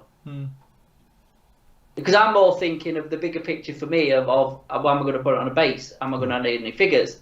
Yeah. And then there is 1/16 figures. I mean, like, they are, aren't they? My Dragon figures, I think they're 1/16, aren't they? So I know there is the figures out there, and there's some really nice figures. But again, everything's going up in scale. So and in your price. plants, it's not even the price. It's just everything. If you're doing your groundwork, that's got to be upscaled. Yeah. Yes. You know, you do a building, say, or a wall, or whatever it is as a backdrop, because obviously, like Kev does, I know you can't see it, but you layer in your diorama, so you've got like lower, middle, and a high point, so you've got like a point of view, as they call it. And again, you know, even a 1/16 sort of telegraph pole, is going to be big. Yes. You know, it's going to be tall, isn't it? So. Then you've got a height issue as well as the size issue, and I've seen some big dioramas, but not personally for me. But if we're seeing now 1/35th scale aircraft, why don't we see many 1/32nd scale armour? I think you tried it though, didn't the Airfix back in the day? There was 1/32nd armour because I had a Grant tank or a Lead tank or whatever in 32nd, and they did Rommel's half track. Yeah, it did, yeah. It was 32nd, and there was a few, but that never really took off either. It's funny, isn't it? because they've been re-released, haven't they, at some point? But they've obviously gone. Even Airfix have kind of moved to 35th scale armour and stuff for bigger. Even now it's like the old Academy kits, but the ambulance that they're bringing out, why don't you do it 48? Yeah. So that would go well with a Spitfire or whatever else to do with the RAF. Do you know what I mean? They were pretty used, but they do it at 35th. So, but I still maintain the 1 foot rule is like for aircraft, from an aircraft point of view, and even armour, because like 35th with the barrel on, it's about a foot long, isn't it? You know, so, you know, for sort of 35th scale armour, you're about this big. For most modern jets, 48 scale, maybe a little bit more. But there again, you go the other way and you go to like World War One aircraft, World War Two, you're down to sort of the foot size in 32nd. And I think it's just that nice scale because, one, it's nice to work on because it's straightforward. You're not having to need a massive area, but also you've got that thing for displaying it. You know, so again, if you've got a few built now, like I have, I've had a cull, I've, you know, retired a few of mine from my display cabinets for the first time, and stuff like that. You know, you've got somewhere to sort of display it. But as soon as you are into the bigger scales, everything becomes a problem. And again, I think, you know, you say dioramas, you know, as you say, the same thing goes for aircraft as well as armour. If you're going to go for a 35th scale helicopter as a diorama, you know, even if from a rotor point of view, like saying with the Freylon, even from a rotor disc point of view, it's a big massive area to take in, you know. So again, I think from mainstream 48 scale for aircraft, I think is probably the right way to go. No problem at all. Because if you want to make a little diorama, even if it's a small little dispersal, someone else like that, it's very much doable. But again, when you're into 32nd scale, suddenly you're into these problem areas. So when you go up into what I call the big scales, like 24 scale for aircraft, 16th scale for armour, you're almost into that thing about it's not almost even anything you can do with, you know. But like armour wise of it, and I know we spoke about it before, I think 1/16th scale, because obviously now you're into RC scale, that's more the mechanical. So if you're into, like, you know, radio control, for instance, then yeah, of course, that's perfect. And obviously Tamiya bring out fantastic range of, like, with the RC stuff, and obviously other, you know, Hang Long and all the rest of it do armour as well in metal. It's more of an engineering and mechanical point of view rather than modelling. Modelling is almost second place to the mechanical side of it. So I'm thinking if I was to build a 1/16th scale armour, I'd want it to be RC. Yeah. And I think 1/16th will always be a niche thing in scale modelling. Like you said, RC wise, yeah, it's a good scale for that. But I think in scale modelling, I think it'll always be a niche thing. But it'd be interesting to see how 1/35th takes off in aircraft over the next couple of years. Because that has got a place in the hobby. You know, for dioramas with, you know, tanks and things. Yeah, but you know the 35th sort of aircraft and armour thing. And I suppose with the 1/48th armour and aircraft thing, do you think it's a crossover thing from the actual modeller? As in, you know, you get armour modellers and they just build armour, and you get aircraft modellers and they just build aircraft. Do you know what I'm getting at? I will try anything, and you lot do really, but you know, we do know a lot of people who just build armour, they won't build aircraft, or they just build ships, or they just build type, or whatever they're into. Yeah. And I'm wondering if it is that crossover thing of, well, it's not getting enough from, say, an armour modeller perhaps to try it, or an aircraft modeller to try armour, I don't know. Try and pull them into that subject. Yeah. Yeah, it's interesting. I think you hit the nail on the head when you say that, you know, the 109 has been out in 35th scale now for 6 months and no one's done anything for it. No. You know, there's no, as far as I know, there's no aftermarket decals, there's no anything at all. Yeah, for a 109 G6 as well. You think when Edard bought theirs out and Tammy bought theirs out, how fast everybody jumped on these, you know, for decal schemes, for instruments. There's not even a seatbelt set. No. Like I said, there's not a mast set out for it, which means it just seems a bit industry snobbery to me that they've not gone near it. No. That's all, you know, or they definitely, there's somebody in the know who thinks there's no legs in this, so why are we going to invest in doing it? But then that's what I was going to say. So obviously from an aircraft point of view, you're sort of stuck now. At least if you're into armour and you wanted aftermarket decals perhaps for your Stug, there's probably stuff that's going to be available because of the RC stuff that's out there. from, you know, German markings and things like that, there will be bits in there. You might find that there's aftermarket barrels and bits from the RC side of things that will go into that particular kit. There is a small crossover, although, you know, niche again, that's going to go across into there. But aircraft, unfortunately, as I say, there hasn't been. So I think that's the trouble we've got. Because we've seen before, haven't we, that certain aircraft have been done by Merit, which is whoever it is these days, in 1/16 scale. 1/8 scale. And 1/8 scale and stuff like that. But there's nothing aftermarket for it, full stop. You know? Hey, that's RC scale though, isn't it? Yeah. Or ish, give or take. I'm not into RC aircraft, but you know, it's big. If you look on Hannon's, anything that's available for that 109 is a mass set. Right. There is a mass set. There is a mass set for it, yeah. By Ask. Ask. Sorry. They must be a newish company. Is it available or is it a future release? Ask Distribution. It's available, yeah. Oh, right. Well, I didn't know that. Take that back then for a mass set. I didn't think there was even that. But again, it's not Edard, is it? It's not who you would think would release one. Yeah, Neil's just put up into the chat as well, linked to Scalemates, and there's a company called Uprise as well, and they make 1/35 scale decals for it. So there's a couple of companies floating around doing it. But I wonder if no one's done much aftermarket for it because it is so detailed. Do you know what? The more we talk about it, the more it makes me want to build it.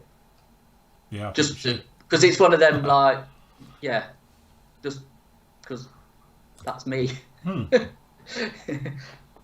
So, but again, you've got that crossover. Talking of crossover, I know we're running out of time here, but again, the Storch, you know, in 1/35 that Hobby Boss did. Yeah. You know, again, because that sort of fits nicely into a diorama as well, because of what a Storch was, being a reconnaissance type aircraft, and I know it's quite big in some ways because it's quite gangly, that thing at the best of time, isn't it? Oh yeah, I've got that. That 32nd one, isn't it, that I built as a go on. Where you can get aftermarket for that. You can get a mass set because I obviously being me mass set. I put an Edard deck set in it. I think I got a Yahoo instrument panel for that. I bet there's none of that for the 35th one. No, because again, that I'm just looking at it as well. I've just brought it up. That Storch is actually the old TriStar kit reboxed. Yeah, it is, yeah. So, yeah. Yeah. So it's actually back from 2007. So who did that one? The original TriStar kit is? Yeah. I bet it's not a bad kit. Who reboxed it, Phil? Sorry, that was Reeboks did the original in 2007. Then they redid it again and added new parts in 2011. Then it came out in 2016 as Hobby Boss. And then they're re-releasing it this year. It's out for a re-release this year in 35th. That's the only things I can find on it. So, yeah. But I see. You know, U-Star. Yeah. They're bringing a kit out, aren't they? I did see that on a new releases of something. I meant to tell you about it. Yeah, anything on Hannon's they've got for the 35th. I'll tell you what it is. Storch is got them.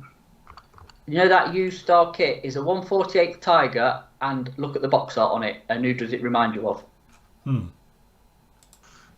It's in future releases. Yes. Because I noticed it, I'm like, oh, that's very similar to somebody else's box tops. Yeah. So, it is. I'm looking at ICM stuff, but yeah. Because at my remember them little dishes I gave you? Yeah. It says on bottom by Takum. Product technical support is provided by Takum. Oh, there you go. There you go then. Yeah, you mean these, the little dishes? Yeah, they used up. Yeah, they're really good. Just don't get rusty. They do rust, everyone. Just put your thinners in it. As I found out, I left mine with some water in it once and it went rusty. I did it because I was using it for decaling, like I said, a rusty bottom. Yeah, I've got a rusty bottom there. I thought the box art looked like border models, but I did. That's what I thought it was. Yeah, God, don't mention that. We'll be into our copying again. But no, probably is. Right, are we going to call it a day? Because yes, we need to go. Right, so a massive Happy New Year to everybody. The next time you'll see us, there's no show tomorrow or anything else like that. There will be a review up for you where I'll be talking about the Hurricane, so I'll do that tomorrow. So loads and loads have gone up for you this week. If you haven't seen it, tons of videos. But anyway, we will be back with you Sunday night, 7 p.m. for the auction. I forgot something, Philip. What? We've gone for 2.5 hours and forgot to mention what's happening on Saturday. Saturday? The Saturday sale. Oh, the Saturday sale. Oh, God, but you'll have to do a show tomorrow now to say it. I have to just do a show. Right, hold on. Don't forget, there will be a show over our lovely sister company, PM Models, things are all in uniform, look, where obviously we're going to have a sale. It's going to be the New Year's sale on Saturday. It's only Saturday, is it? Saturday. Just Saturday, yeah. Just on Saturday, yeah. Right, okay. From 24 hours, so it's basically from midnight to midnight. Yeah. So the first day of January. From the 1st to the 1st. Yes. So yes, that one will be on. So it'll be 1st to the 1st. Oh, don't worry, I'll let them know tomorrow as well. I'll pop it out. But again, I'll do the review of the Hurricane, and we'll be talking about all the aftermarket parts because I'm going to be starting on that next week. We'll be live with you on Sunday at 7 p.m. for the auction. Obviously, you don't have to buy. You just come along and have a laugh and a giggle with the rest of us. Maybe pick up a little bit of a bargain, something else like that. Remember, full details are up on the site right now. I will link it across tomorrow after I've done my bits as well. So that'll be showing up everywhere as well on that particular one. So yes, we hope you all had a good Christmas. Hope you all have a fantastic new year as well. Here's to 2022 being a fantastic modelling year for everyone, and all the new stuff, bigger and better things definitely is the plan for this year. Yeah. Yes, we go. Right, okay then guys, we will call it right there. Thank you very much for joining us this afternoon. Our pleasure as always. We will see you all again very soon. Till later everybody, happy modelling, take care, bye. Oh, I've got to think of a way of doing this because I've locked out the screen. So I'll go like this, and then somehow I've got to get into here and in the stream. Right, see you later, guys. Thank you for watching. Bye. Bye.